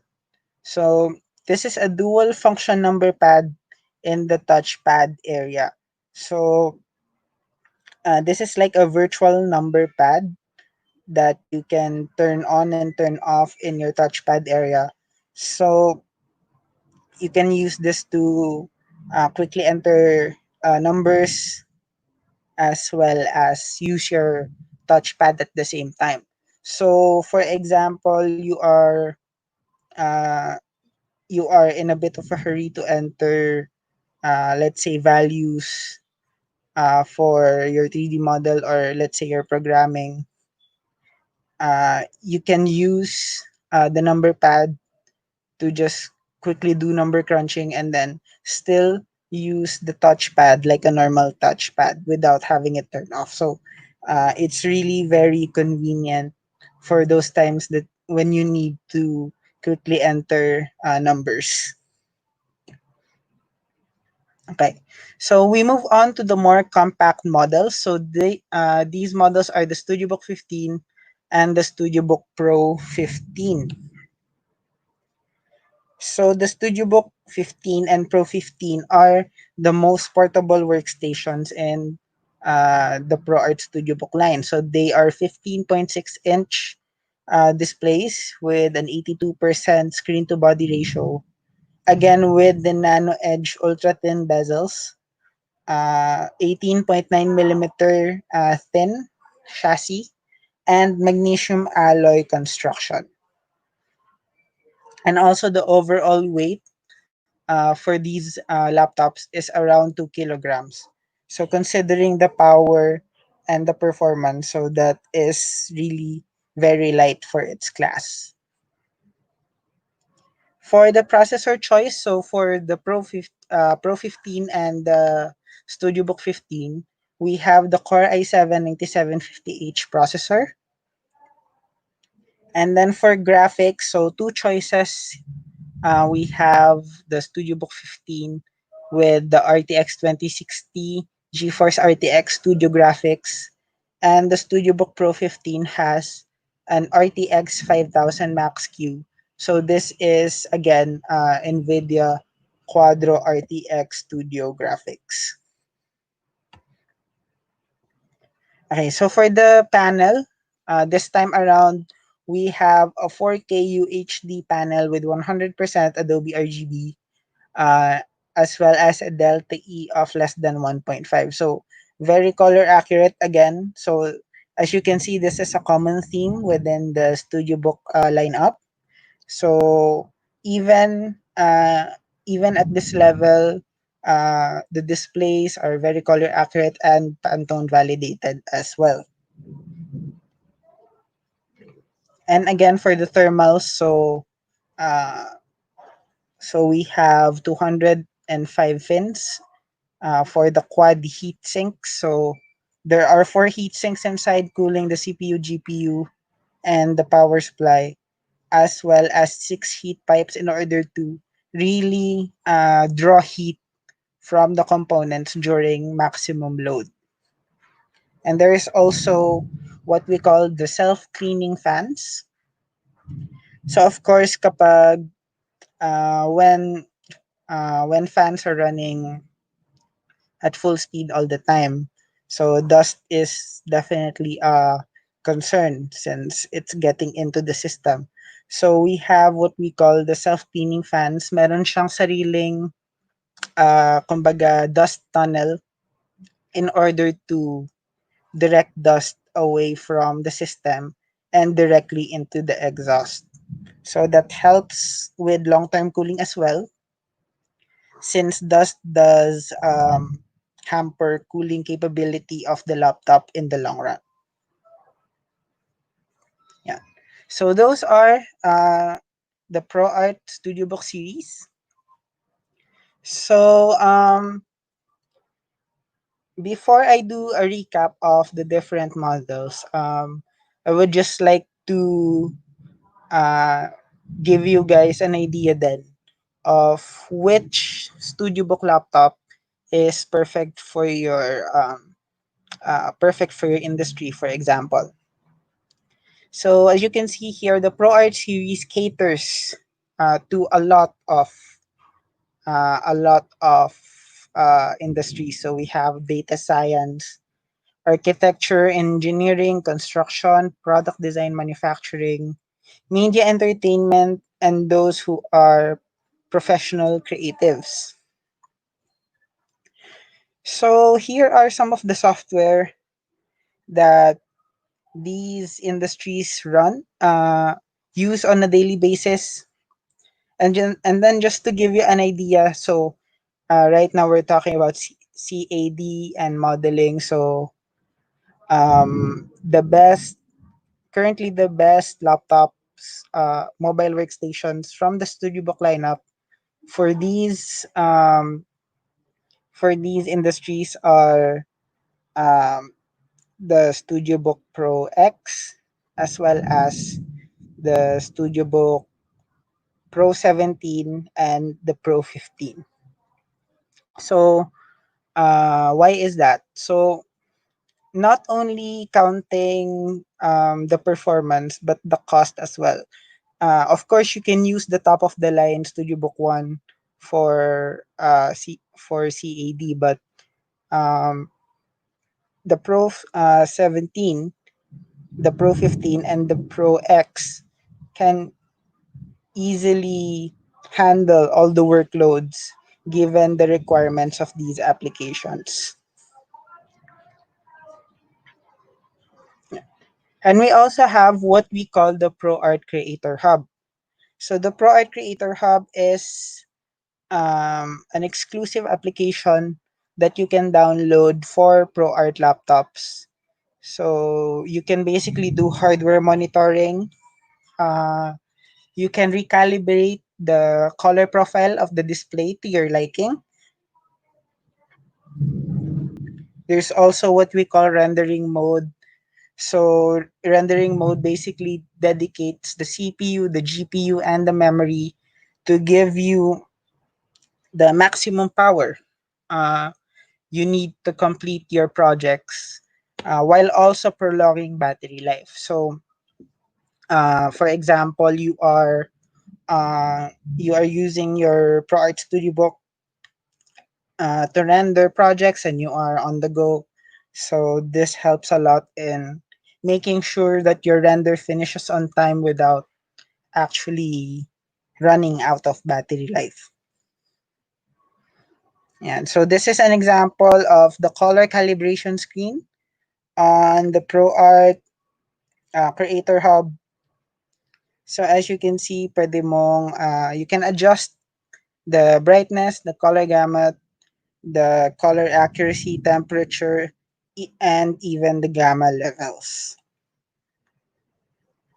You can also actually check yung brightness uniformity of the display itself, so you can adjust as needed. And then we also have what we call Work Smart. So Work Smart is basically parang group applications. We call them task groups.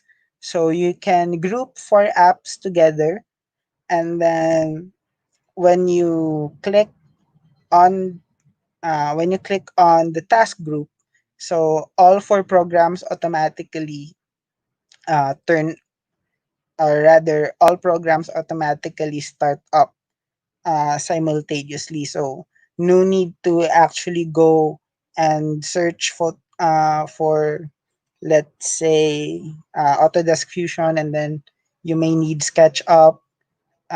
So everything will be started with just one click. Yan. So here is a recap of the ProArt Studio Book series. So again, we have the flagship, the ProArt Studio Book 1 over there on the rightmost. So Core i9 9980 HK, NVIDIA Quadro RTX 6000, the only laptop in the world to have this graphics, as well as a 15-inch 4K UHD panel. And then we have the ProArt Studio Book Pro X. So in the photos, in the laptop photos above, so siya yung nasa pinaka leftmost. So we have the Intel Xeon E2276M.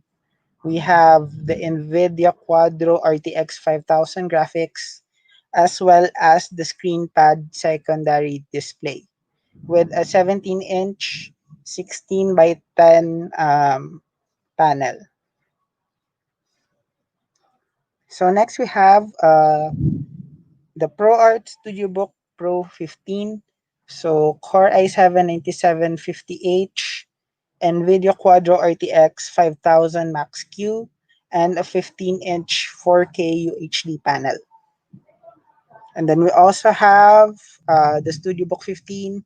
So Intel Core i7-9750H, NVIDIA GeForce Studio RTX 2060, and again a 15-inch 4K UHD display.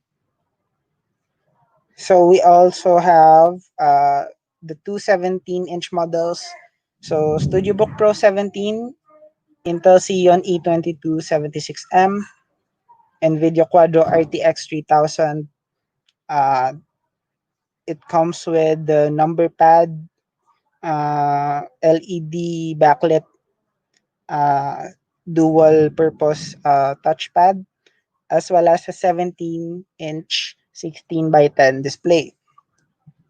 So sa Studio Book 17 naman, it comes with the Core i7-9750H, and NVIDIA GeForce RTX 2060, the same number pad technology, and the same 17-inch 16 by 10 display. So that is the ProArt Studio Book series. So uh, if you guys have any questions, or if you're actually interested um, in any of the ProArt Studio Book products, so you can message us at our ACES page, and then we also have a dedicated page for businesses. So that's ACES for Business.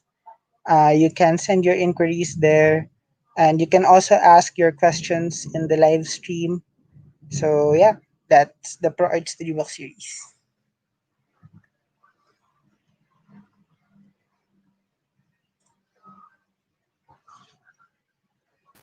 Ayan, if you have questions, Ang presyo, sir, magkano bang O mamaya. iba-budget natin para dyan?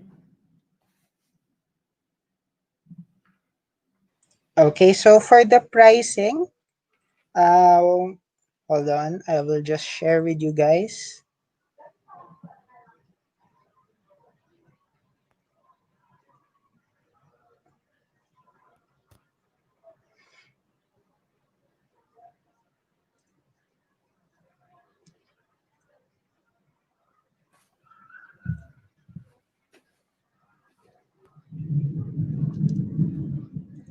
Okay, so while I'm uh,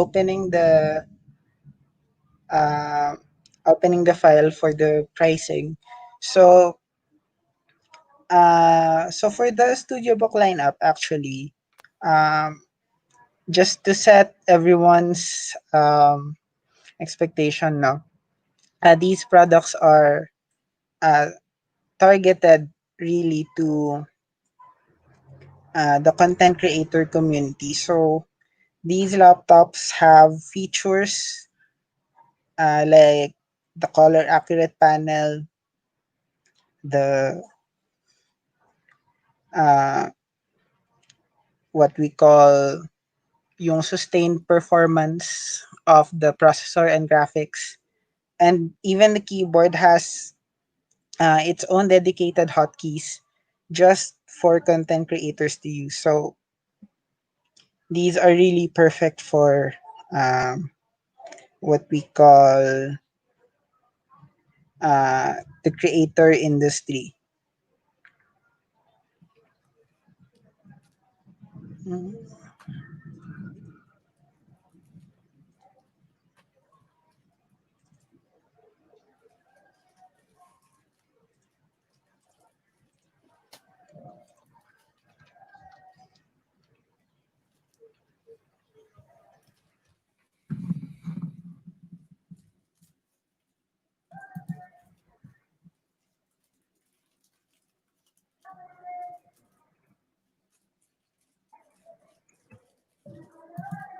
okay, so ito na siya.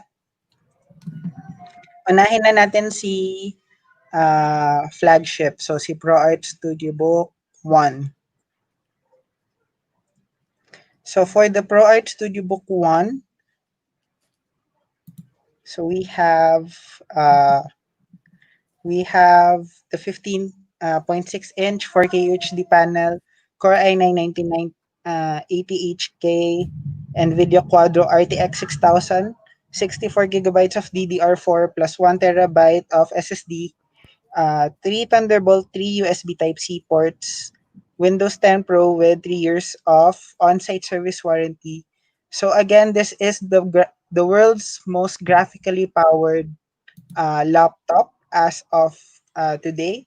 It's the world's only laptop or mobile workstation with the NVIDIA Quadro RTX 6000. So it's priced at 649,995. So that's 649,995. But we understand that other uh, you might also be interested in the price of the other models. So we have the Asus ProArt StudioBook Pro X. So that's at around 299,995 for a 17-inch 16 by 10 anti-glare display, an Intel Xeon E2276M processor, NVIDIA Quadro RTX 5000 graphics, 64 gigabytes of ECC DDR4 memory, and 1 terabyte of SSD, two Thunderbolt 3 USB Type-C ports with the Asus ScreenPad, Windows 10 Pro for Workstations OS, and the same 3 years on-site service warranty. So again, that's 299,995. So for the ProArt Studio Book Pro 15 naman, so it's priced at 249,995. So you are getting a 15.6-inch 4K UHD anti-glare panel, 100% Adobe RGB, Intel Core i7 9750H processor, NVIDIA Quadro RTX 5000 Max Q, 16 gigabytes of DDR4 memory, and 1 terabyte of PCIe SSD, two Thunderbolt USB Type-C ports, and 3 years of on-site service warranty. So for the StudioBook Pro 17, so it's priced at 174,995. So you get a 17-inch 16 by 10 display, uh, Intel Xeon E2276M processor, NVIDIA Quadro RTX 3000, 16 gigabytes of RAM, ECC DDR4 memory, 1 terabyte PCIe SSD, one Thunderbolt 3 USB Type-C port, and the Asus number pad with Windows 10 Pro for workstation OS and 3 years of on-site service warranty. So again, that's 174,995. Okay, so for the non-pro models, we have the StudioBook 17 at 139,995. So you get the same 17-inch 16 by 10 display, Intel Core i7 9750H processor with the NVIDIA GeForce RTX 2060 graphics, 16 gigabytes of DDR4 memory, 1 terabyte SSD, uh, Thunderbolt 3 USB-C port, and the Asus number pad, as well as 3 years of on-site service warranty. And the last model, so this is the StudioBook 15. Uh, it's priced at 134,995. So 15.6-inch 4K UHD display, 100% Adobe RGB, Intel Core i7 9750H processor, NVIDIA RTX 2060, so GeForce Studio Graphics, 16 gigabytes of DDR4, 1 terabyte of NVMe SSD, one USB Type-C 3.1 Gen 2 with DisplayPort capability. It also has Windows 10 Pro as well as 3 years of on-site service warranty. So again, that's 134,995.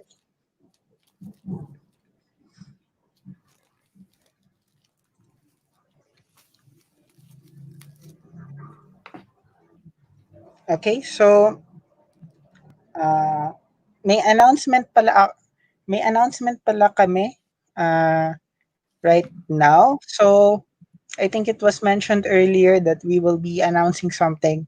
So um we'll be announcing uh, a quick contest for you guys.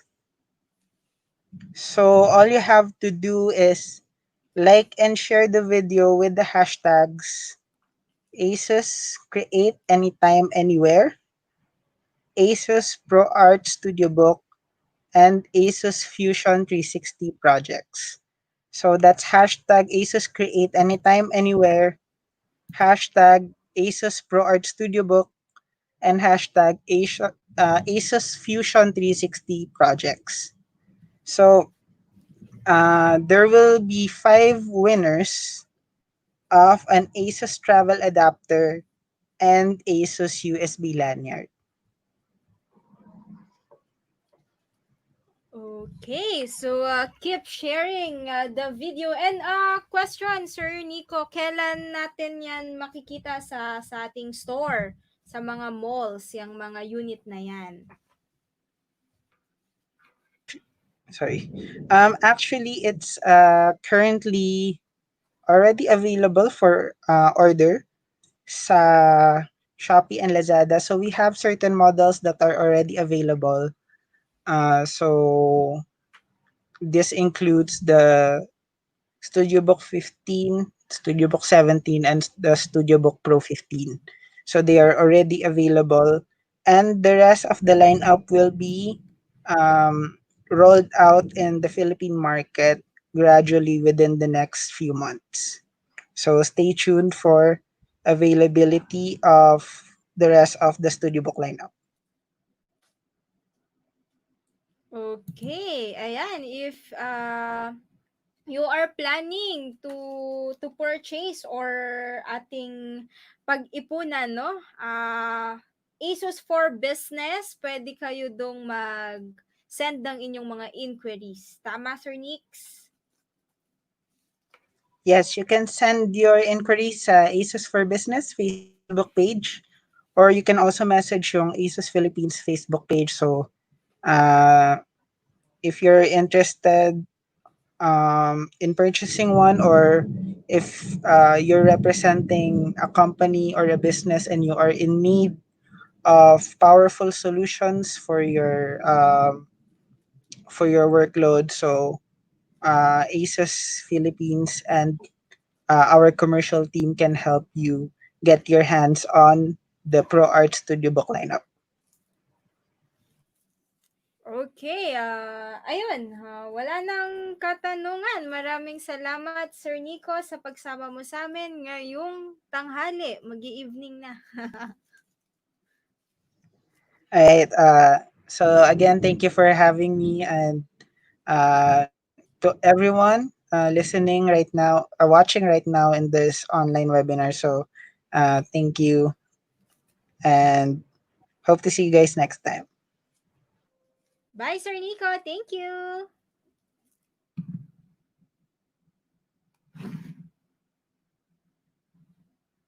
Okay, hello. Good afternoon pa evening na po, no? So tuloy lang natin yung ating pag-assemble ang ginagawa natin, no? Tuloy lang natin. Hopefully nandyan pa kayo. And then after this training or before mag-end, we'll release your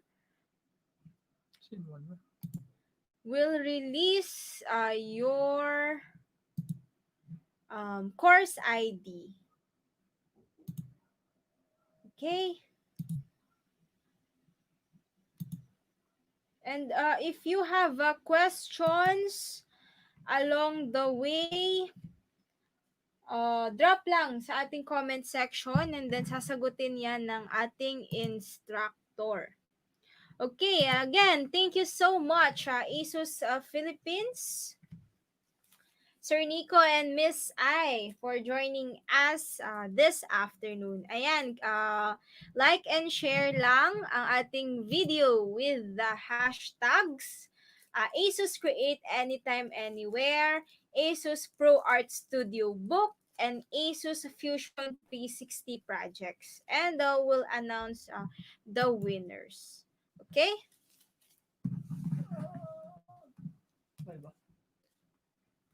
Yep, tapusin lang natin this project and then we can eat dinner.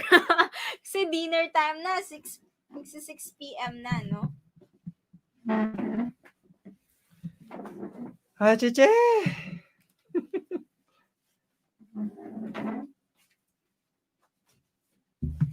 Ayun. Tuloy daw po ang ligaya. So comment down below po ng ano ulit yun, ASUS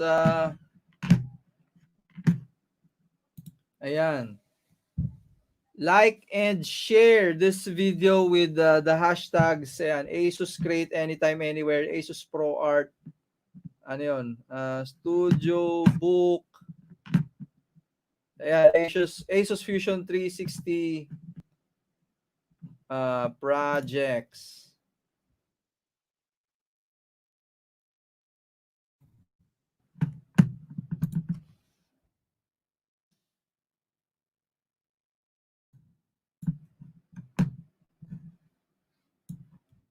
Ayan, so yan po ang magdidikta na umabot po kayo sa portion ng pag-a-apply na natin ng joints.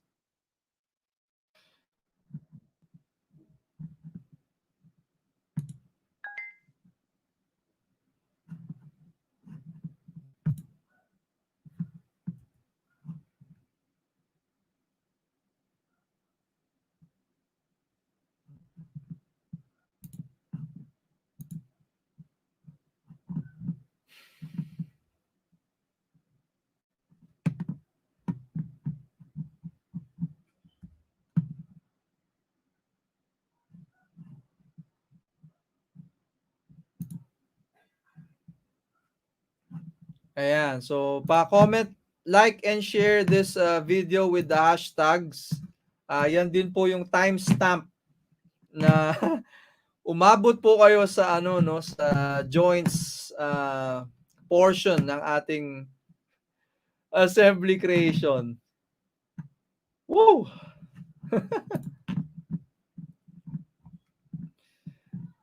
Ayan, so nagkaroon po tayo ng konting technical difficulties kasi po pinilit po namin ano no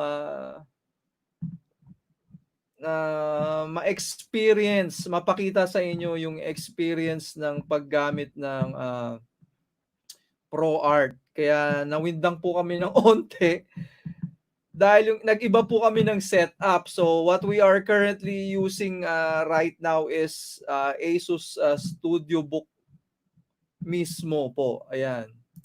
Ang ang ginagamit namin. So alam niyo naman po pag nanibago ka ng ng setup.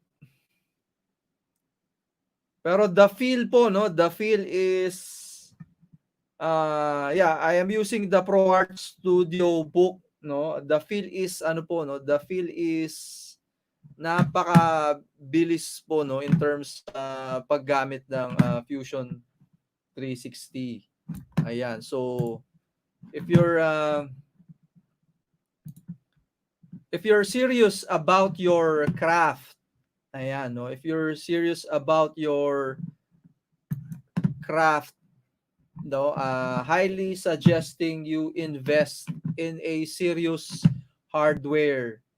Ayan. So, yung ginagamit ko po ngayon, ayan, ang ginagamit ko po ngayon to live stream, ayan, to do all this multitasking is ito pong ProArt Studio Book Pro 15. Okay? So, kanina po, if you're hearing parang umuulan, no? Parang ano, is because this one I think has fans. Although hindi ko pa masyadong gets kung paano i-tweak yung ano no, yung strength ng fans. Pero the killer thing about the ProArt Studio Pro 15 W500 G5T, ayan, is this is using an Quadro. Ayan. So sa mga hindi familiar po, yung Quadro is a GPU mainly used for ano no, for workstations, and this is a workstation as well. So itong ginagamit ko po ngayon has ano no, 16 gigabyte. Oh my god. 16 gigabyte of DDR ano, GDDR6 na VRAM. Napakaliit lang po niya no, napakaliit lang po nitong ginagamit kong laptop, and I'm using I added an additional monitor. Pero I can go with additional another monitor pa no. So parang three monitors yung pwedeng mangyari dito. So definitely we will be showcasing more about this laptops in conjunction no, in action with with an Autodesk or an Adobe software. Ayan. So sa display po niya, Pantone validated and 100% Adobe RGB. So if you're into rendering, creating photorealistic renders, oh my god. Yan po yeah, this ProArt is a sweet thing to use. Okay, so going back, in addition, ayan no, Fusion 360 can create photorealistic renders as well. Just in case, and simulation. Of course, pag when you hear about simulation, it's CPU intensive. Number crunching po yan, at napakahalagang maganda yung iyong hardware. Of course, same din with rendering. Ayan, so thank you Asus Philippines for parang inspiration na lang yan, no? Lalo tayong magsisikap na, ayan, no? So, if you're serious about your craft, suggesting you invest in a serious hardware as well. Ayan. Okay, so moving back, I hope na ano nyo na po yung mga hashtags na kailangan like and share. So, timestamp din po yan if umabot po kayo sa portion ng ating pag-a-add ng joints. So, let's make this assembly dynamic. Okay, by adding joints. So, moving forward, nagawa na po natin si block, yan, si pin, okay, si base. So, we have 3 components. Okay? And as I am seeing our block, ayan po, no, yung block, notice kailangan niyan ng circular cut extrusion para pumasok, no, for us to insert pin. Okay, and notice on this view of our drawing, nasa gitna naman siya, no? Nasa gitna. And once more, the diameter is 20. Ayan, so what I am showing you is moving back and forth po, no, to your components or parts. So I am moving back and forth. So kanina we created the pin. Now I have seen we need to edit our block. So with that in mind, let's head back to block. And once more, another golden rule is to activate the block. Ayan. So from here, we can edit, no, or create a circular cut extrusion. So to demonstrate, so I have no need, no, for base and pin right now. So they will, ayoko ma-reference sila, no, pag nag-create tayo. So heading back to block, I can right click and select isolate. Ayan. And from here, I can select this face and hit C. Ayan. And whenever this dialog box, no, appears, and this window appears, simply select capture position. If I select continue, babalik po siya sa original position niya kanina. Ayan, no? Bumalik. Okay, so ayun lang po yung difference nun. So if ever na mag-appear ulit yon, no, i-select nyo lang po select capture position. So nagkataon po, ang sinelect ko po kanina ay continue, just to show you na babalik siya sa original position niya kasi pag sinelect natin yung continue. Ayan. So notice as I turn on the visibility of our origin for our main assembly and for block, ayun, no, pareho sila ngayon aligned sa isa't isa. Ayan. Okay. So to demonstrate, no, moving back and forth to your components. Okay, so I am now in sketch mode. I selected this face of our block, no, for me to create a circle. Ayan, so let me head to front view. And para maging gitnang-gitna siya, I can create a line. So para maiba naman ngayon, no, I can create a line, diagonal line moving to the corners of our block. Diba?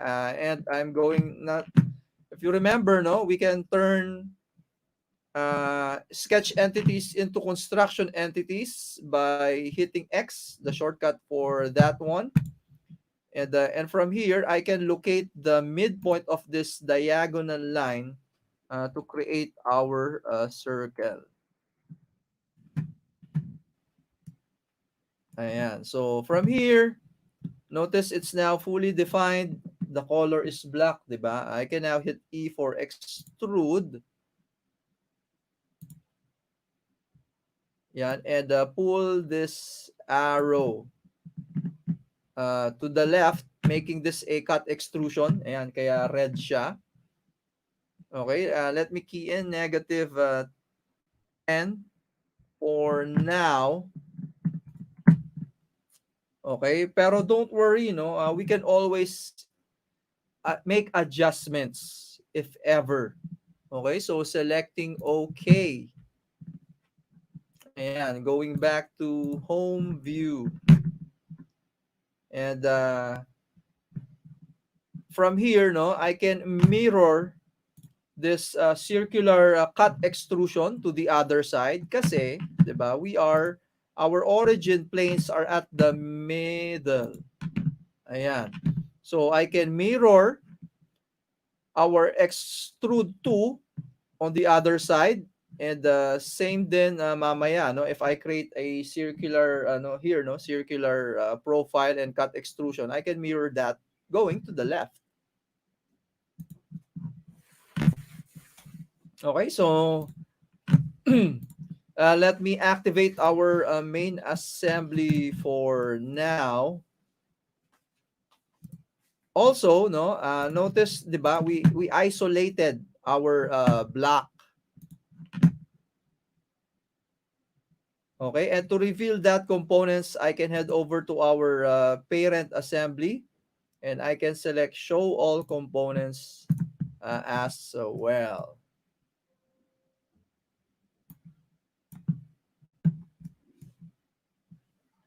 Ayan. Okay, so let's add joints.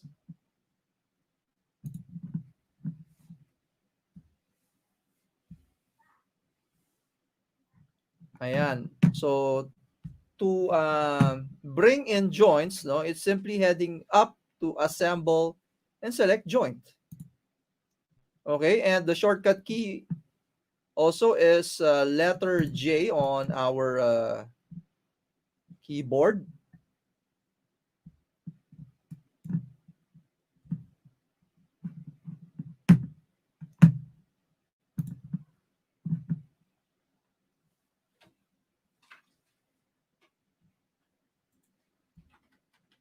Ayan, so first things first, of course, depending on your preference, no? So I prefer having the pin initially inserted sa mga holes na to, no? So I'm going to hit J, and of course, once more, pag lumabas to, simply select capture position. Ayan. So notice, no, as I hover over the faces, ayan, no. So merong circular icon na parang smiley. Ayan. Ayan, no, parang smiley tawag ko dyan. So it's actually called joint origin. Ayan, joint origin. So imagine nyo po, no, the joint origin will, if this is the smiley face, no, we require another smiley face to define component 1 and component 2. So dapat yung smiley face po na yan ay magme-mate, no, magta-touch with each other. So if I prefer my smiley or my joint origin to be at this face, so left click po, no, and of course definitely si smiley sa kabila ay dito rin, no. In addition, if I select control, so notice my cursor is at this face. So this face is currently highlighted. And if I head over po, no, dito sa cylindrical face, it's highlighted as well.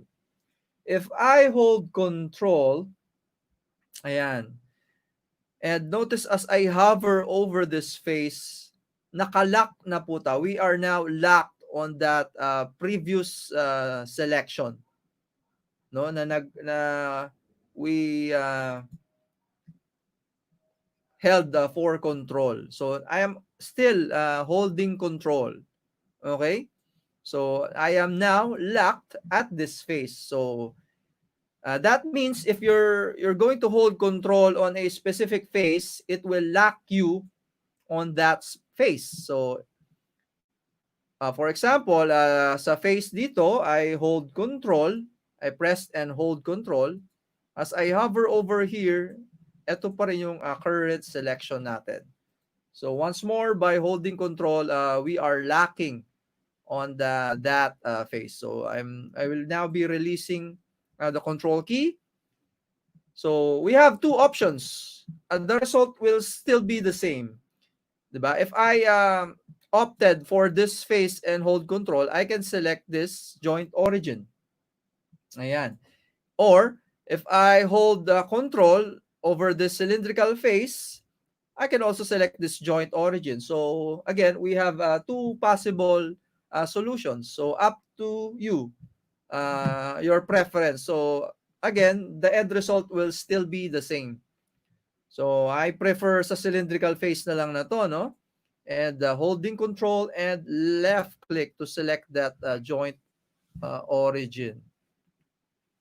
Ayan. So notice our pin went into the hole for component 2. Okay? And this one, yung parang gear looking spur gear, parang ganun, no? Yung parang sandwich na yan, na icon. It's an icon for rigid joint. Okay? So, the rigid joint like ground removes degrees of freedom. So possible application of rigid joint, let's say you applied a screw, okay, or you applied an adhesive para pagdikitin yung mga bagay na wala na siyang capability of moving. So that's the application of rigid. So we have here revolute, the types of assembly motions. We have slider. So naisip ko sa slider, yung sa pinto, yung lock sa pinto, 'di ba? We are sliding that. Okay? So sa revolute, the wheels of a toy, 'di ba? It has an axle and a wheel turning, revolving. So wheel. So cylindrical is nasa cylinder siya tapos umiikot pa rin and having motions. Okay? So we have the pin slot, planar, and ball. For ball, ang nakikita ko po ngayon yan, yung the camera that I am using right now for you to view me is having a ball joint. Ayan, yung tripod having a ball joint. So those those are the types of practical applications of this motion types. And for this one, definitely revolute is the appropriate thing for this motion type. So let me select revolute. Ayan, no? And select animate just for you to see. So we are revolving. Umiikot, no? Our pin is now revolving or turning around, moving around. Na nandito lang siya, no? That this face and this face, they are both lying on the same plane. Because if I select cylindrical, no, it gives movement with respect to the x-axis. So, hindi dapat ganun, no? Mas appropriate yung revolute. Ayan. So, with revolute in place, selecting OK. Ayan. So, Whenever you see this type of icon, it denotes revolute, motion type applied. And notice po no, sa ating browser, we now have a new folder containing our joints. So for this one, we only have one joint. So here it's registered as Rev1, Revolute 1.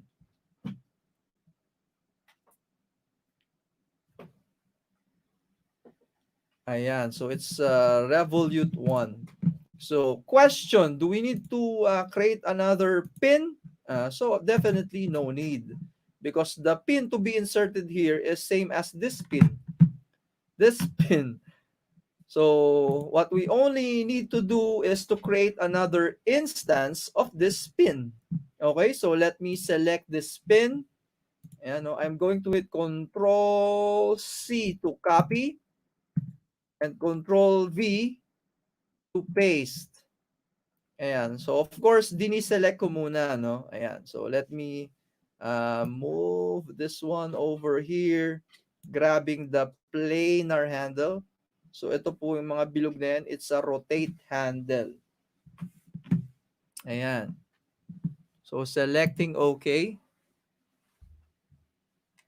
Ayan. So, later, video ako ni Miss Nelsie para pakita sa inyo na I am really using the Pro Art right now.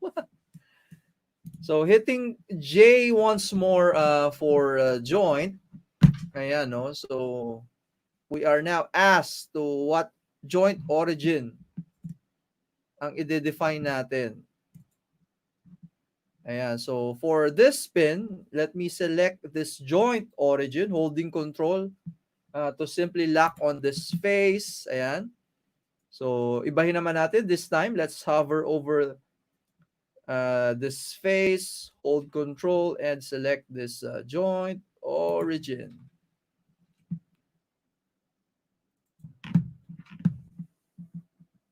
Ayan. So, mali yung orientation. If that happens, we can simply flip this if ever we are in the wrong orientation. Ayan. So, selecting OK.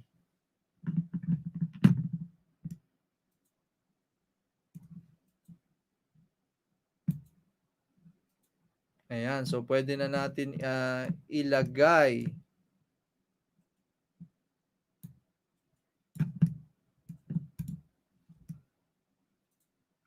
ipasok naman si ang ating block.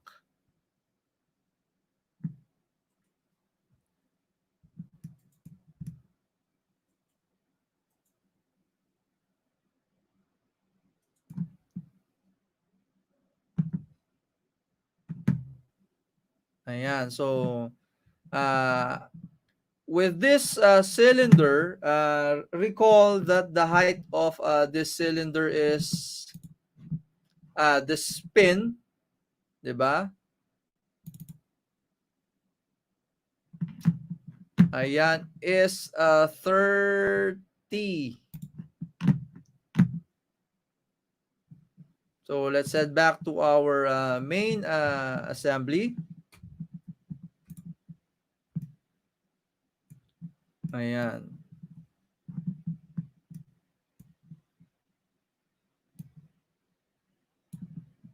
Okay, so my intent now is I would like to bring our block, no, dito sa gitna, somewhere around here. So let me test this out. I'm going to hit J for capture position.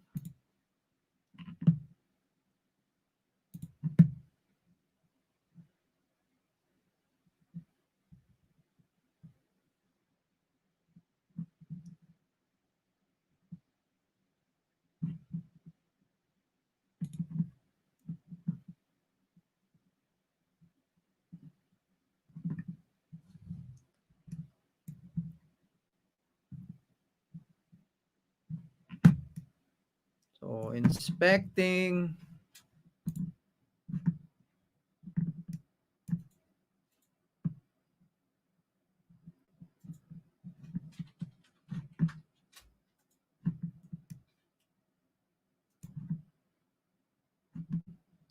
Let's inspect our drawing. So 15 plus 5, 20, no? So possibly nga 10 to. So let's check.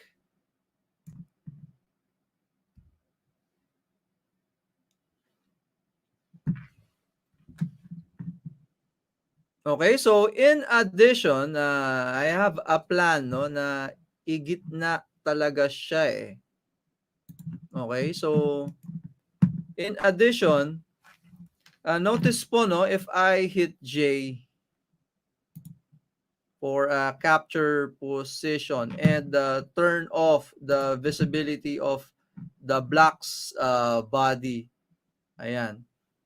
So I am given a joint origin, no? Notice the orientation of this joint origin. So parallel siya sa XY plane. So what I wanted is to create a joint origin na parallel siya sa YZ. Ayan. So with that in mind, in addition, I can create sketches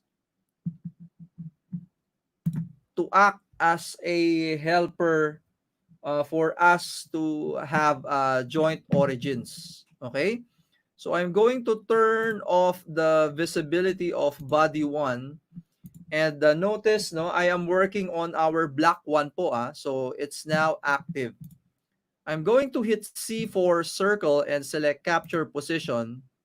So once more, whenever capture, ayan, yung dialog box nag-appear na yun, simply select capture position. I'm going to sketch on YZ plane. Ayan. And create a simple circle here. So for reference lang naman, no, feel free to enter a diameter. Pero I prefer a smaller one para mas malaki yung block natin, no, sa circle na ginawa ko. Okay, so heading to finish a sketch. Ayan. And then activating ASUS, our main component, because we will head back to application of joints. So I'm going to turn off the visibility of the 2 pins. Okay, so same din po sa ating block, no? I turned off the visibility of no, the visibility of the body. Pero no. Ayan. Okay, so let me hit J for joints. Ayan. Zooming in to the sketch we have created. Okay? So notice now as I hover over the ring, our cylindrical sketch, the orientation of our joint origin now is parallel with YZ. Ayan, so here's ayan, I'm showing you a technique. So I'm going to hold control and left click.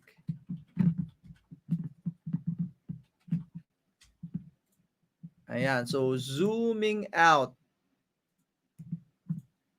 So we have defined the joint origin for component 1, which is our block.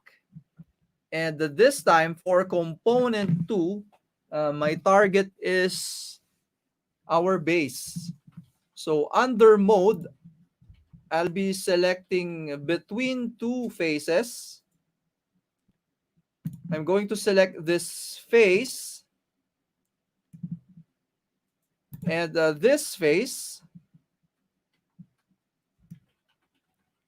Ayan, so notice here, no, as I hover over this point, we have projected a joint origins sa gitna or at the middle.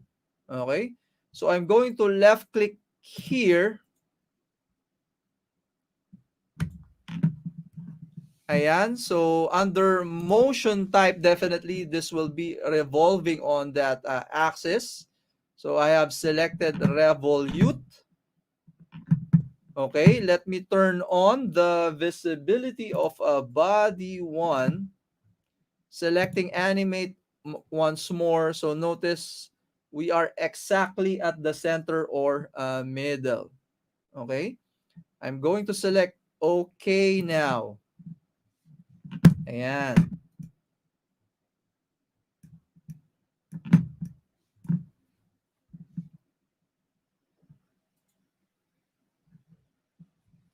Ayan. And turn on the visibility of our pins.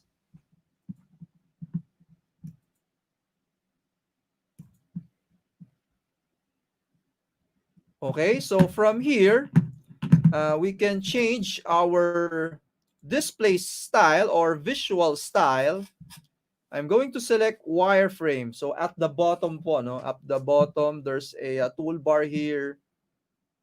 And one of that is display settings. Ayan. So under visual style, I want you to select wireframe, Control 7. So selecting Control 7 or wireframe, heading to front view. So nakikita po natin ngayon, if we have a 30 length of a cylinder, hanggang dito po yung abot ng dapat na cut extrusion natin for our block. Okay? So with that in mind, I can hit I for measure. I can select this face po, no? The face of our block and the cylindrical face of the cylinder. Ito po, no? So, notice, pag nag-left click ako, ang maseselect ko ay yung face ng block na to. Kasi nasa ilalim siya, meaning parang natabunan, no? It was buried there. So, for me to select that thing inside there, I can simply left click and hold po. And then this drop down will appear. I can now cycle through my preferred selection, which is that face. Ayan. Yan po yung face na target natin. So selecting that face,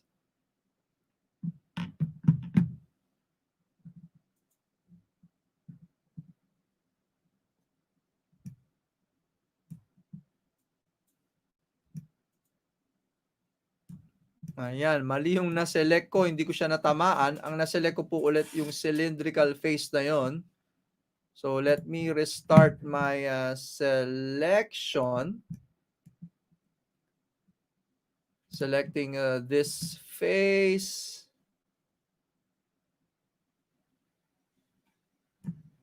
Ayan, so hovering over this face, left click po ng matagal, left click and hold.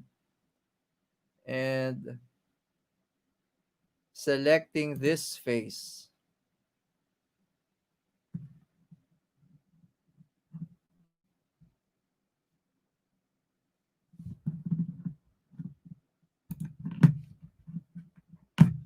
So once more, let me reselect.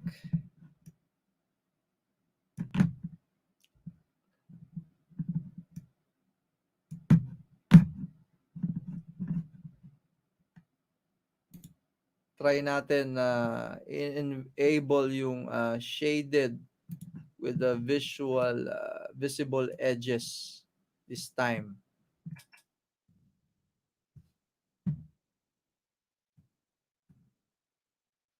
Yeah, so selecting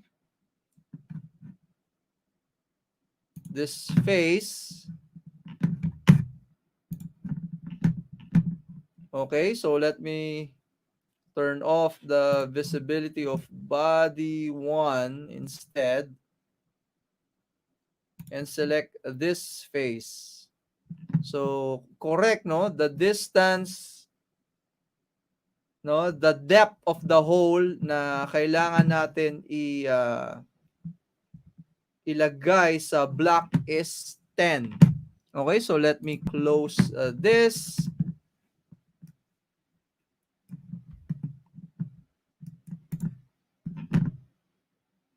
Ayan.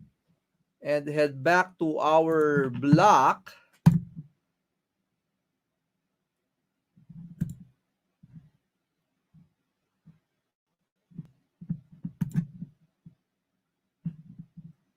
So under display settings, let's enable shaded with visible edges only.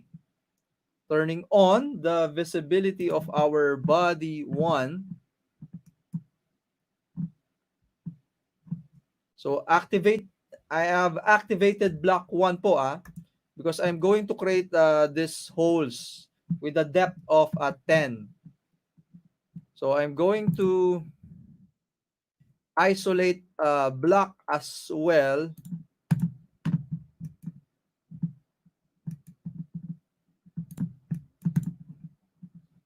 So once more, heading to block.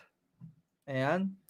Right click with block selected, right click and select isolate.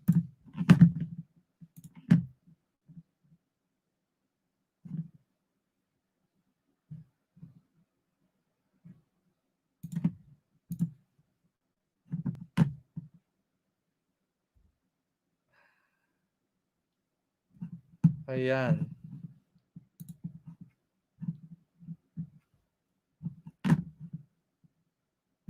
So once more, sa mga gusto pong manalo, like and share this video with hashtags ASUS Create Anytime Anywhere, ASUS Pro Art Studio Book, and ASUS Fusion 360 projects. So inactivate ko na po ulit yung block. And i-check ko po yung depth. So ito yung kinrate natin kaninang cut extrusion.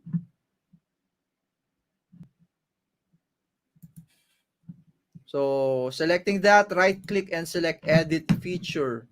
So, tama naman pala, confirmed. It's tama tayo, It's 10. Okay? So, from here, I'm going to select S and it's mirror time. Okay? So, I'm going to select mirror. So, pattern type features. Okay, so for the object, select po natin yung cut extrusion na nangyari kanina, Itong cylindrical na to, which is extrude to. Ayan, so as I hover over here, we have a highlight over here confirming na it's our target feature. So activating our mirror plane. And our intent is to select the YZ plane. So I can head over to our origin planes. So it's XZ. Okay, selecting XZ to define our mirror plane. And we have a preview here. Selecting OK. Ayan. So same din dito sa kabila. Let's create another hole. So hitting with this face selected, I'm going to hit C. Drop this at the center point and the key in 10. Or, 20 pala. So it's 20. Hitting enter.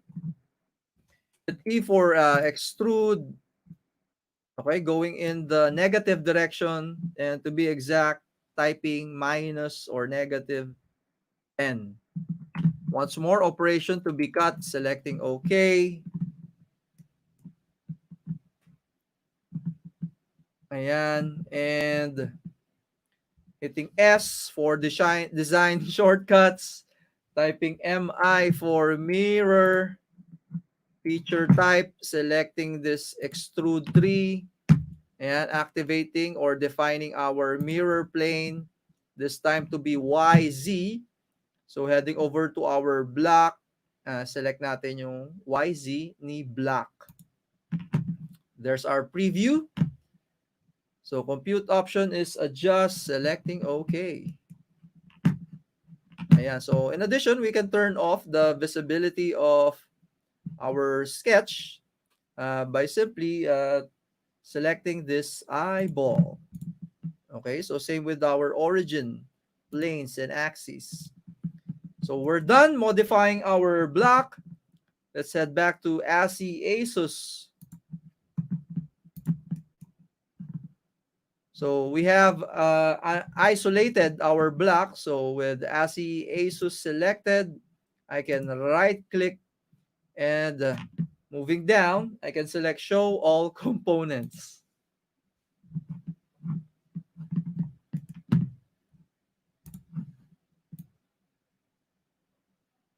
Ayan. So ayan na siya. So moving back to our reference. So pwede rin pala tayong maglagay ng isa pa, no? We have here another one. Okay? So to do that, I'm going to create another instance of our pin. Control C. So left click anywhere on the blank canvas to deselect. Okay? So hitting Control V. Moving this one over here. Control V ulit.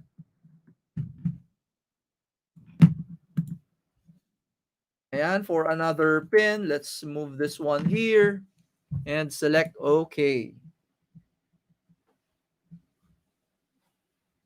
Ayan, so okay po ba yung audio? Okay pa ba? So once more, ayan, no, Ma'am Nelsie, pwede bang dagdagan ng LinkedIn Learning subscription din, no? Sino ba magse-select ng winners, ma'am? Oh, so ikaw na lang din yung mag-select na for us.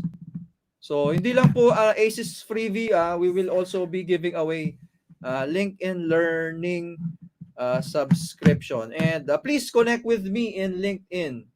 Ayan, so sa mga bago po na viewers natin ngayon, later I'll be sharing why you need to connect with us, and not only us, to everyone in LinkedIn. Okay, so let's bring the spin to our block. I'm going to hit J for joint, selecting capture position. I'm going to select this joint origin because my intent is to bring this face over here. Ayan, so left click here, moving to our block, holding control, left click over there. Ayan. So motion type will be revolute once more. So moving back, so to check, let's select display settings if it's really flushed. Ayan, so mukha namang flush talaga siya dun sa dulo nga. Okay? So heading back to visual style, under display settings, selecting shaded with visible edges only. Hitting J once more, selecting this joint origin. So kung ito, I've selected this one will go here on this face.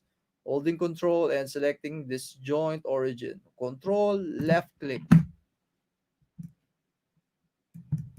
So let me check flip kung tama. Ayan.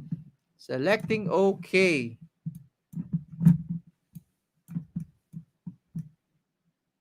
Ayan. And finally, we need an instance of our base. Okay, so here it is.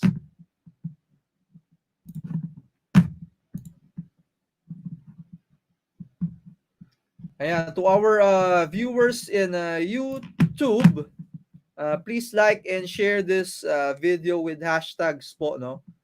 For you to win an ASUS freebie. Same with ano din, no? With we will be adding LinkedIn career and learning subscription din.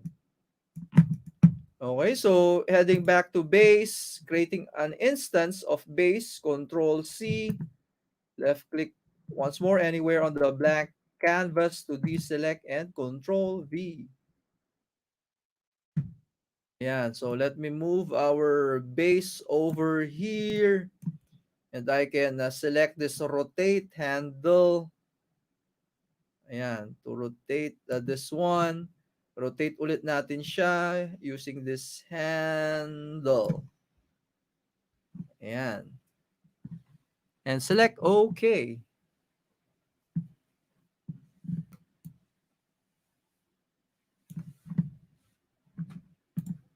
Okay, and finally, let's hit J for joint, selecting capture position, hovering over this face.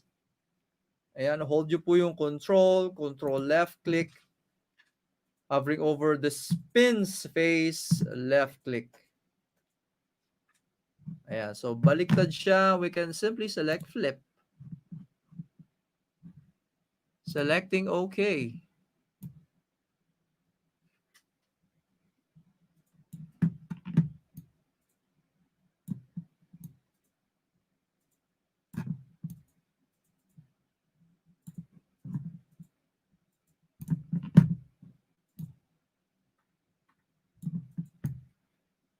Ayan, so from here, we can also add additional constraint dito if you prefer, pero it's sort of redundant na, no?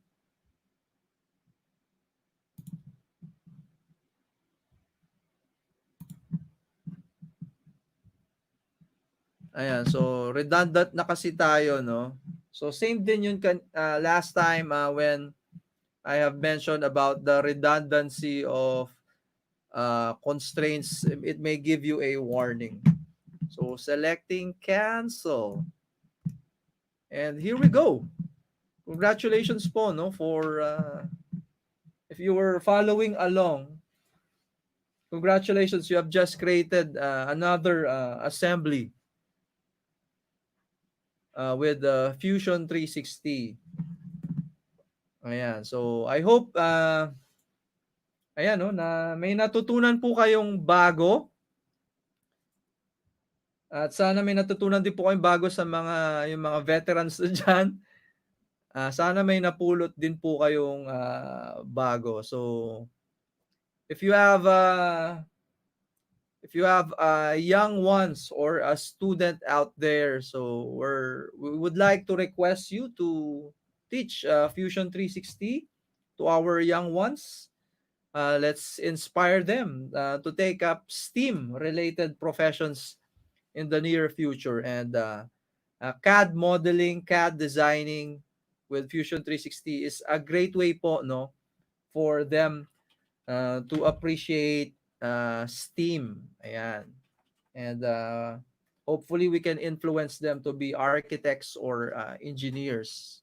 So not only that, on the art creation, it may be a game developer or an artist creating assets for games. Ayan.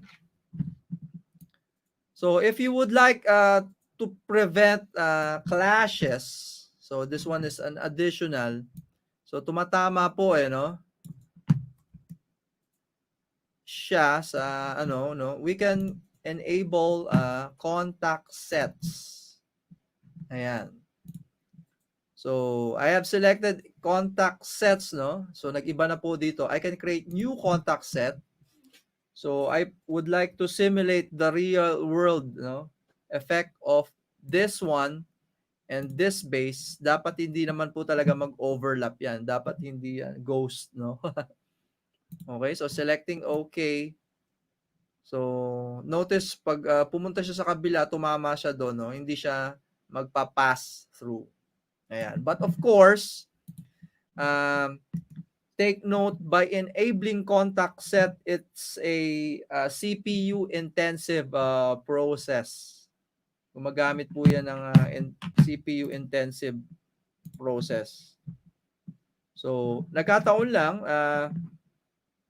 I'm using a powerful machine, so I'm not having lags for this demonstration. Ayan, so notice yung CPU ko ngayon, no? This one is i7, 100%. And malit lang yung memory na kinukonsume niya. Kalahati lang. So, again, it's also a suggestion to our computer buyers out there. If you're aspiring to purchase a new hardware, a new laptop, specifically for an Autodesk or Adobe application, highly suggesting yung RAM po is 16 nyo na po yan. Ayan. So, one of personal suggestion. So, once more, the GPU of this Asus ProBook is an NVIDIA Quadro RTX. So, sa mga nakukonfuse po, no, marketing lang daw yun. Hindi necessarily if it's a gaming laptop, it's more than enough for using Autodesk and Adobe applications. Actually, ang nagkataon lang mas may appeal po kasi yun, no. Pero if you're using workstation, mobile workstation, ProArt is a mobile workstation. Yan po yung mas mataas pa sa gaming laptop. Ayan. So wag po kayong ma-confuse doon. Of course, if you're serious on your craft, it's time to be serious with your hardware as well. So, sana po may natutunan kayo at kung kayo po ay umabot sa release ng certificates natin, we would like to ask you to to comment down below. Ayan, ang i-comment nyo po ay assembly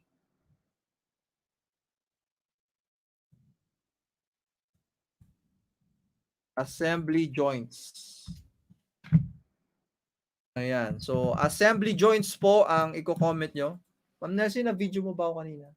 Yung ginagamit ko to. Yung ProArt. Ayan, so please comment down.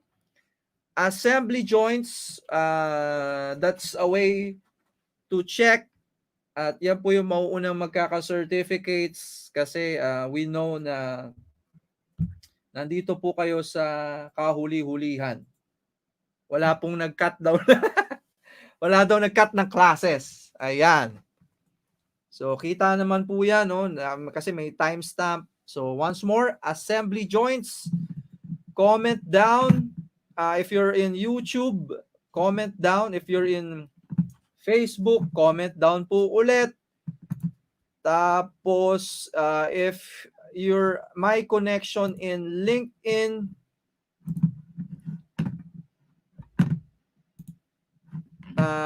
PM nyo po ako ng assembly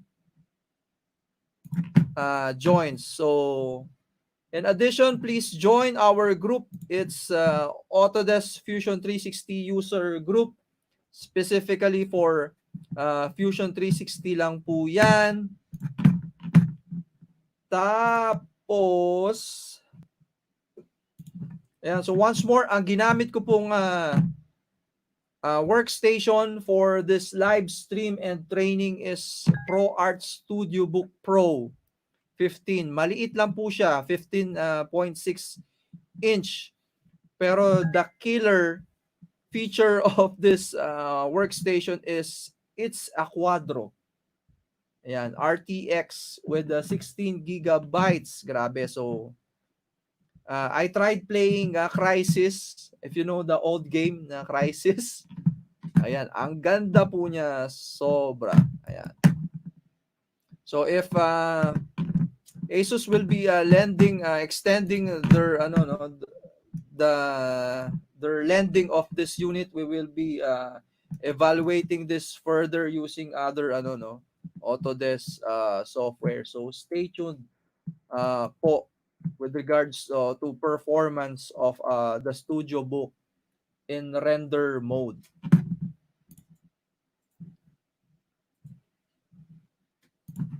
Ayan. So, the reason that I am requesting po everyone to connect with me via LinkedIn. Ayan, Sir Edgar Ibanez. Thank you po. Ayan. Ibanez. Yan, Ibanez. Yan, mahilig din po ang mag-gitara. Shout out sa mga mahilig mag-gitara.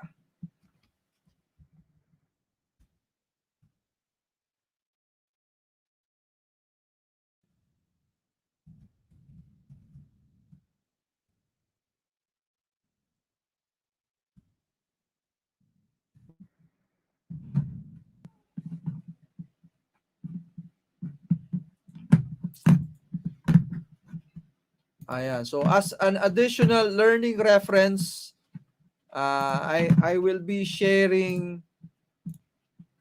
itong course Migrating from Autocad to Fusion 360. So very helpful po to, no, if you would kung bago kayo sa Fusion at gusto niyo matutunan yung AutoCAD, gusto niyo ma-relate yung isa't isa.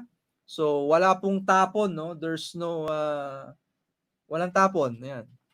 Between if you have learned AutoCAD going to Fusion 360, and this course definitely will help you out. Okay? So I'll be sharing this course. Ayan, ito po yung reason kung bakit requesting you po, no, to connect with us via LinkedIn kasi I can share free courses to you. So this is an additional learning material po, no, if ever you would like to play around with AutoCAD into Fusion 360. Ayan. So once more,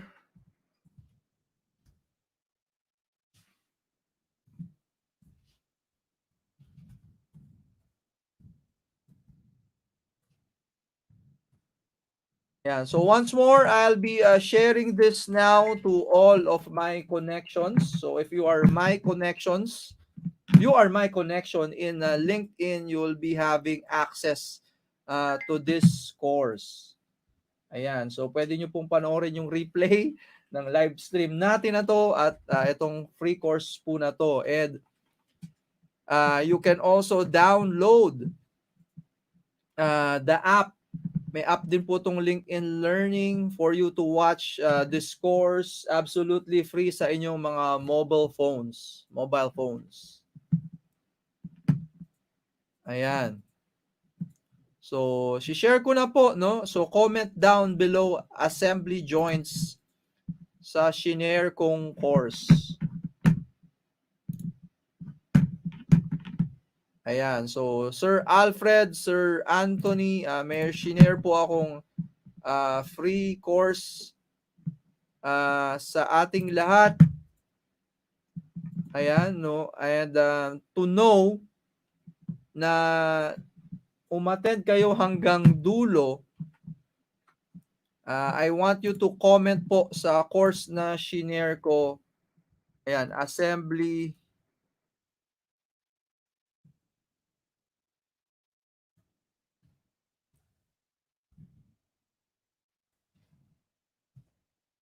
joints. Ayan, assembly joints.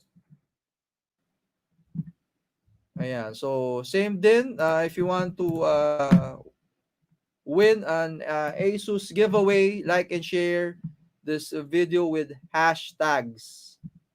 Asus Create Anytime Anywhere, Asus Pro Art Studio Book, Asus Fusion 360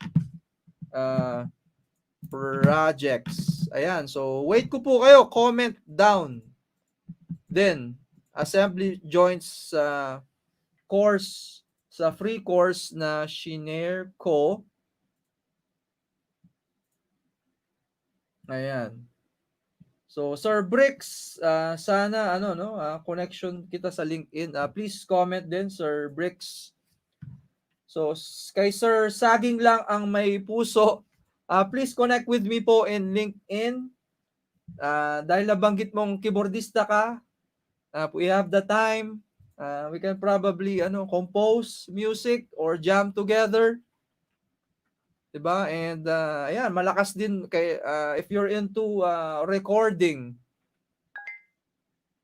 Ayan, no, digital audio workstation. Yung kung mga nagamit po kayan, CPU intensive din po 'yan at ang suggestion din po na gamitin diyan is a mobile workstation. Ayan. So ako po hanggang ngayon inaaral ko pa rin yung FL Studio para gumawa ng music. Ayan.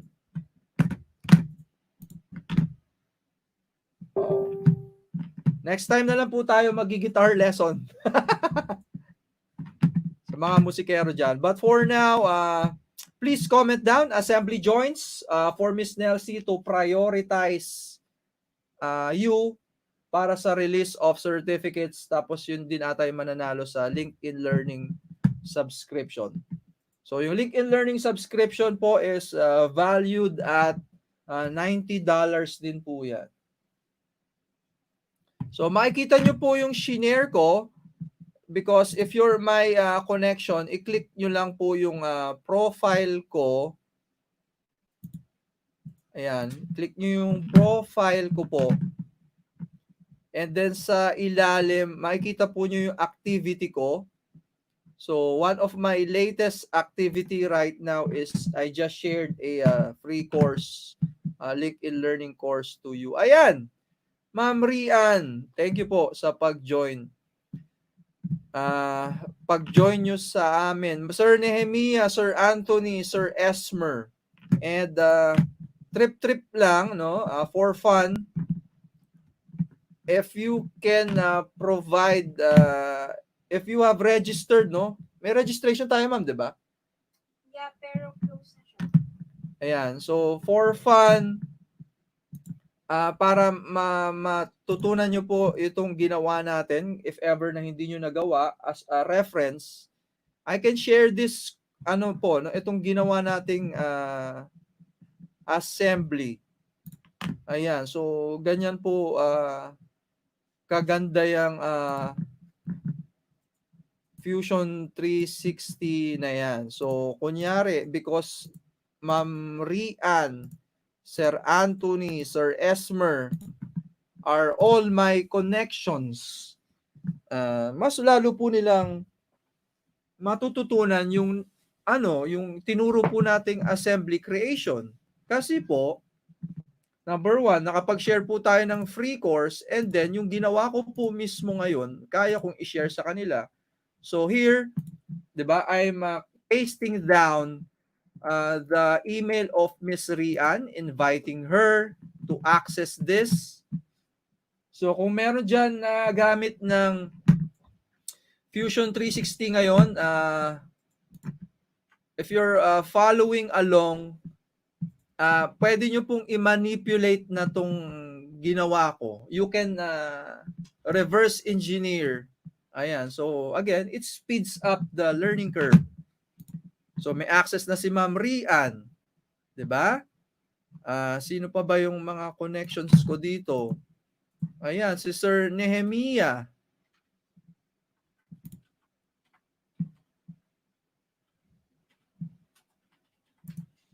Copy email address. Ayan, paste ko na rin dito. Ayan. So Sir Nehemia has an access na rin. 'Di ba? You can play around with this our output project. Okay? So I'm not sure lang if this email is associated sa Fusion 360 accounts nila. So Sir, same din kay Sir Anthony Aquino.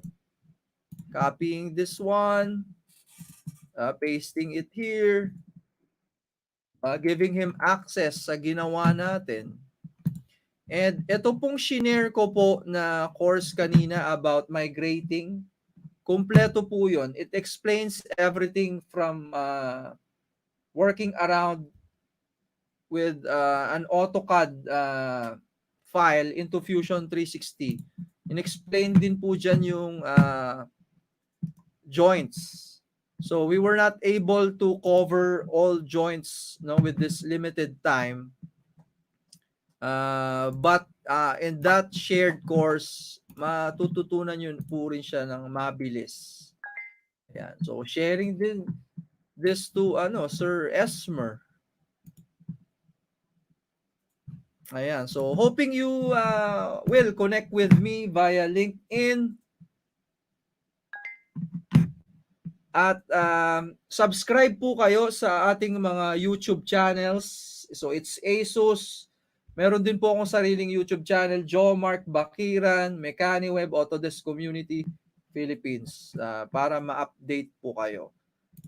Ayan. So mostly po, if you're my subscriber, tas may tanong po kayo, I typically answer you back with a video para mas mabilis nyo pong matutunan.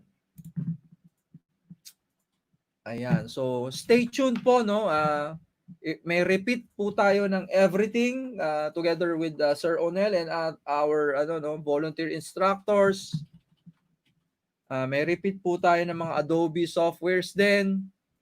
So if you're planning to be a YouTuber din, ayan, ayan. So sino pa ba dito yung hindi ko pa connection?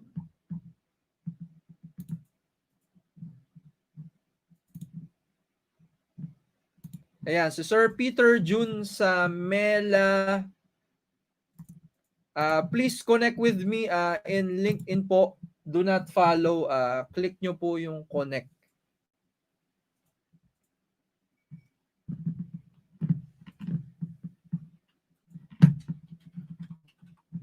Ayan. So, please select connect.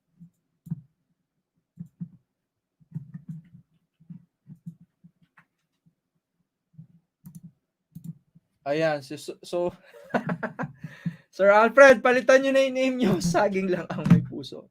Nakaka-mislead. Ayan. Oo nga, musikero pa pala siya. May mga rondalya pa pala ata dito. Nakikita ko yung kay Sir Alfred.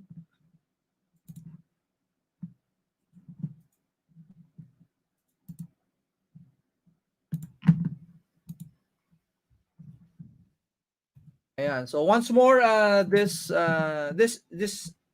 is recorded. So you can head back and carefully study my method in creating this assembly challenge. So share na po, Sir Alfred. Yan. So i-share nyo po yung live stream natin, itong video na to, para ma-inspire po natin yung iba, ayan, no, na matuto ng CAD design. Ayan. So the more you know, the more possibilities of boosting up your career. Ayan. So napakagandang time po na matuto ngayon. Invest more in education than entertainment. Ayan, pag may bago po kayong natutunang skill like Fusion 360, it may give you freelance jobs online. And isa po yung LinkedIn na makakatulong. Ayan, so kami po, most of our clients po, ayan, mga nakukuha ko pong freelance work, nakukuha ko po yan sa sa LinkedIn.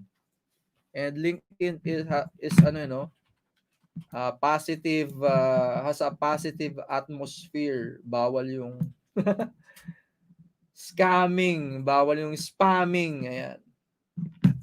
Ayan, so message nyo lang po ako kung or connect with me. Pag connection ko po kayo, magkakaroon po kayo ng access sa course na yun.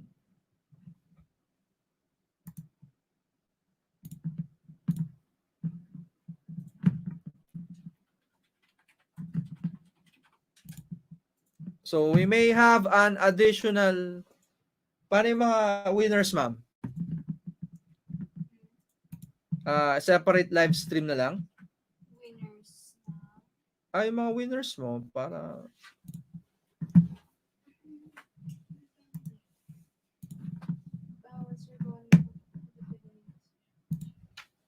Ayan, so sharing this to Sir Peter June. Okay, so once more, thank you for joining us. And like and share this video with the hashtags for you to win an Asus freebie, and comment down assembly joints para makuha nyo na po yung certificates nyo. Tapos yung certificates nyo po, don't forget to update your LinkedIn profile to reflect the certificate you have just gained from our course, our training today. Ayan. So additional pampabango din po ng ano yan, ng resume, yung ng inyong CV. Yes, Sir Peter Samala, nakakonect na po kayo at na-share ko na rin po yung yung ginawa nating assembly. Ayan. So assignment or challenge probably would be gawin nyo yung sprocket at roller chain ng bisikleta. Pwede po yun. I-simulate nyo po dito sa Fusion 360. Or i-diretso nyo na po. You create a bike assembly. Ayan. So if you're familiar with ano yun, repository ng 3D, pwede nyo rin pong i-download yon, i-import dito. If you're using Tinkercad, yeah, you may import and bring those files over here into Fusion 360 din. Ayan, so thank you so much.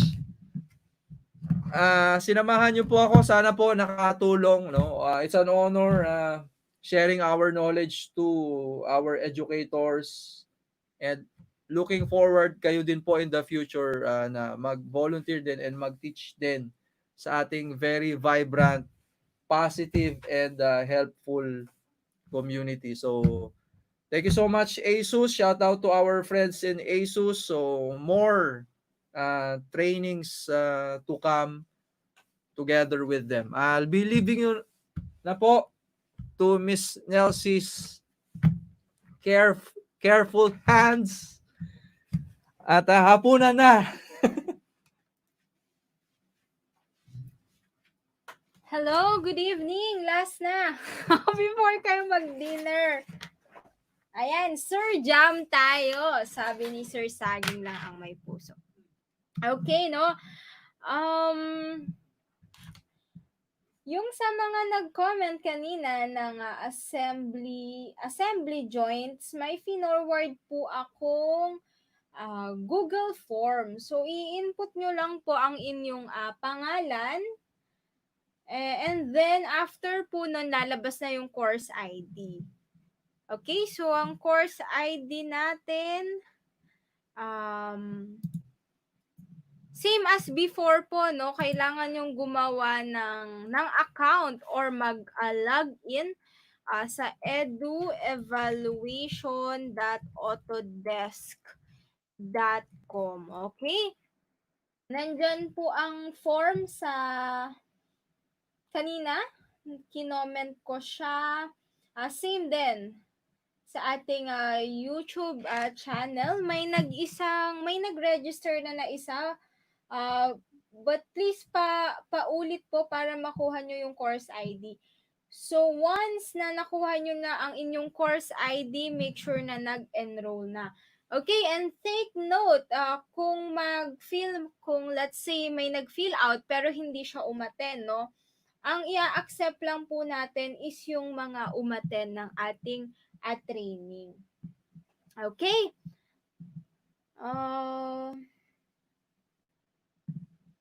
Saan daw yung form?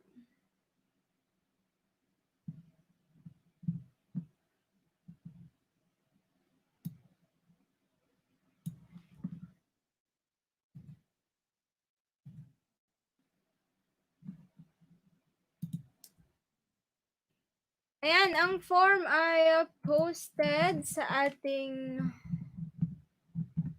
YouTube channel, tapos post ko rin here in Facebook. Ayan. Please, evaluate na po, no, as we'll be closing it na rin kaagad since onte na lang tayong natira, no. Ayan po, sign na fill up lang kayo ng form, and then after nyan, makikita nyo ang inyong course ID. Then, gagamitin nyo yung course ID na yon sa eduevaluation.autodesk.com. Okay?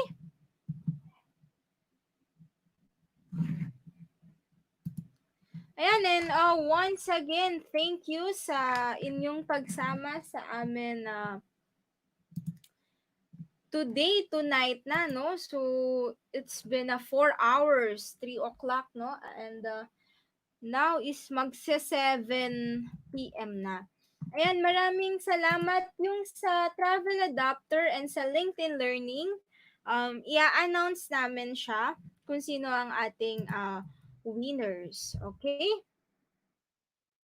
And evaluate na lang po kayo kaagad para ma-receive nyo na ang inyong course ID for this session. Ay, sorry. Certificate na yan kasi nandyan na ang inyong course ID. Okay? Ayan, if may other questions pa, you can message us at Autodesk Community Philippines sa Facebook page, and of course sa LinkedIn. If we are connected, you can message us. Okay, and see you tomorrow, no? May workshop tayo, may art workshop tayo, art talk. May art talk tayo tomorrow. Gabi naman yon, 8 p.m. We have an art talk tomorrow night at 8 p.m.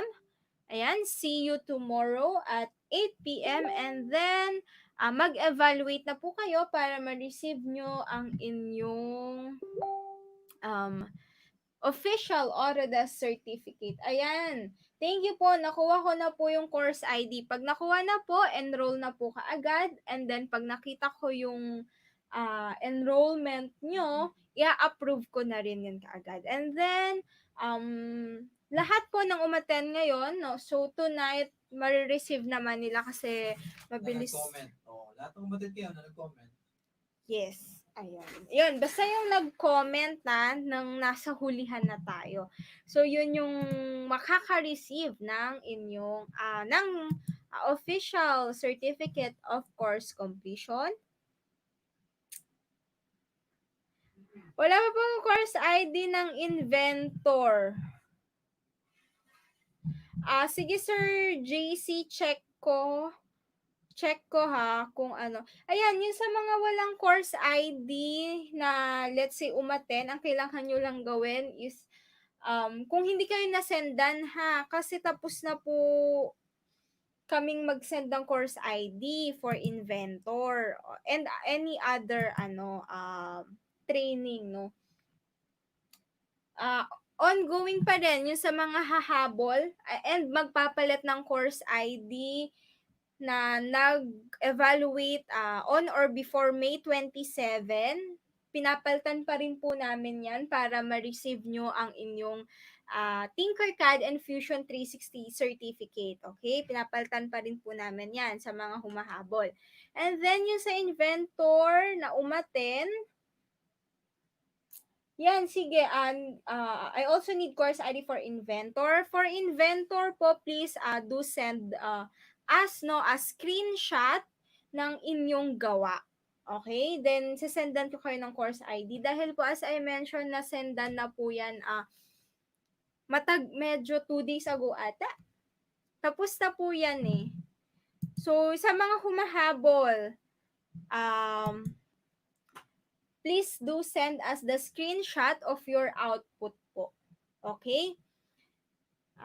And then, sa mga team replay din, if gusto nyong i-replay itong session na ito, pwede naman po.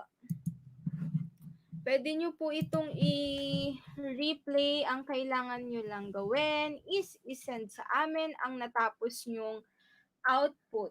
Okay? And then, pag nasend na si output, dun kami magbibigay ng course ID para sa evaluation. Sige, sir. Yung sa mga After Effects and Photoshop, sasendan ko rin kayo ng form. That's a care of MechaniWeb. Ongoing pa rin naman ang ating pagre-release ng Photoshop nung May 15, no? Dahil ang nireleasean natin doon is more than 20,000 po. And then may mga nagpapa-change ng name, papa-change ng email address. So, medyo ano po tayo doon. Sige sir, saging lang ang may puso. Magre-reply po ako sa inyo later sa mga messages nyo. Okay, and then i-approve ko na din ang mga nag-enroll. I-approve ko po kayo tonight din para ma-receive nyo ang inyong mga certificate. Nakuha ko na po course ID. Kung may course ID na po, i-enroll lang po yan sa eduevaluation.autodesk.com. And take note, no, ang i-approve, actually, anyone, no, anyone can enroll po. Pero, kung hindi po kayo umattend, and of course, hindi nag-register, so, hindi pa rin po kayo makaka-receive kahit na nag-evaluate kayo. Okay, and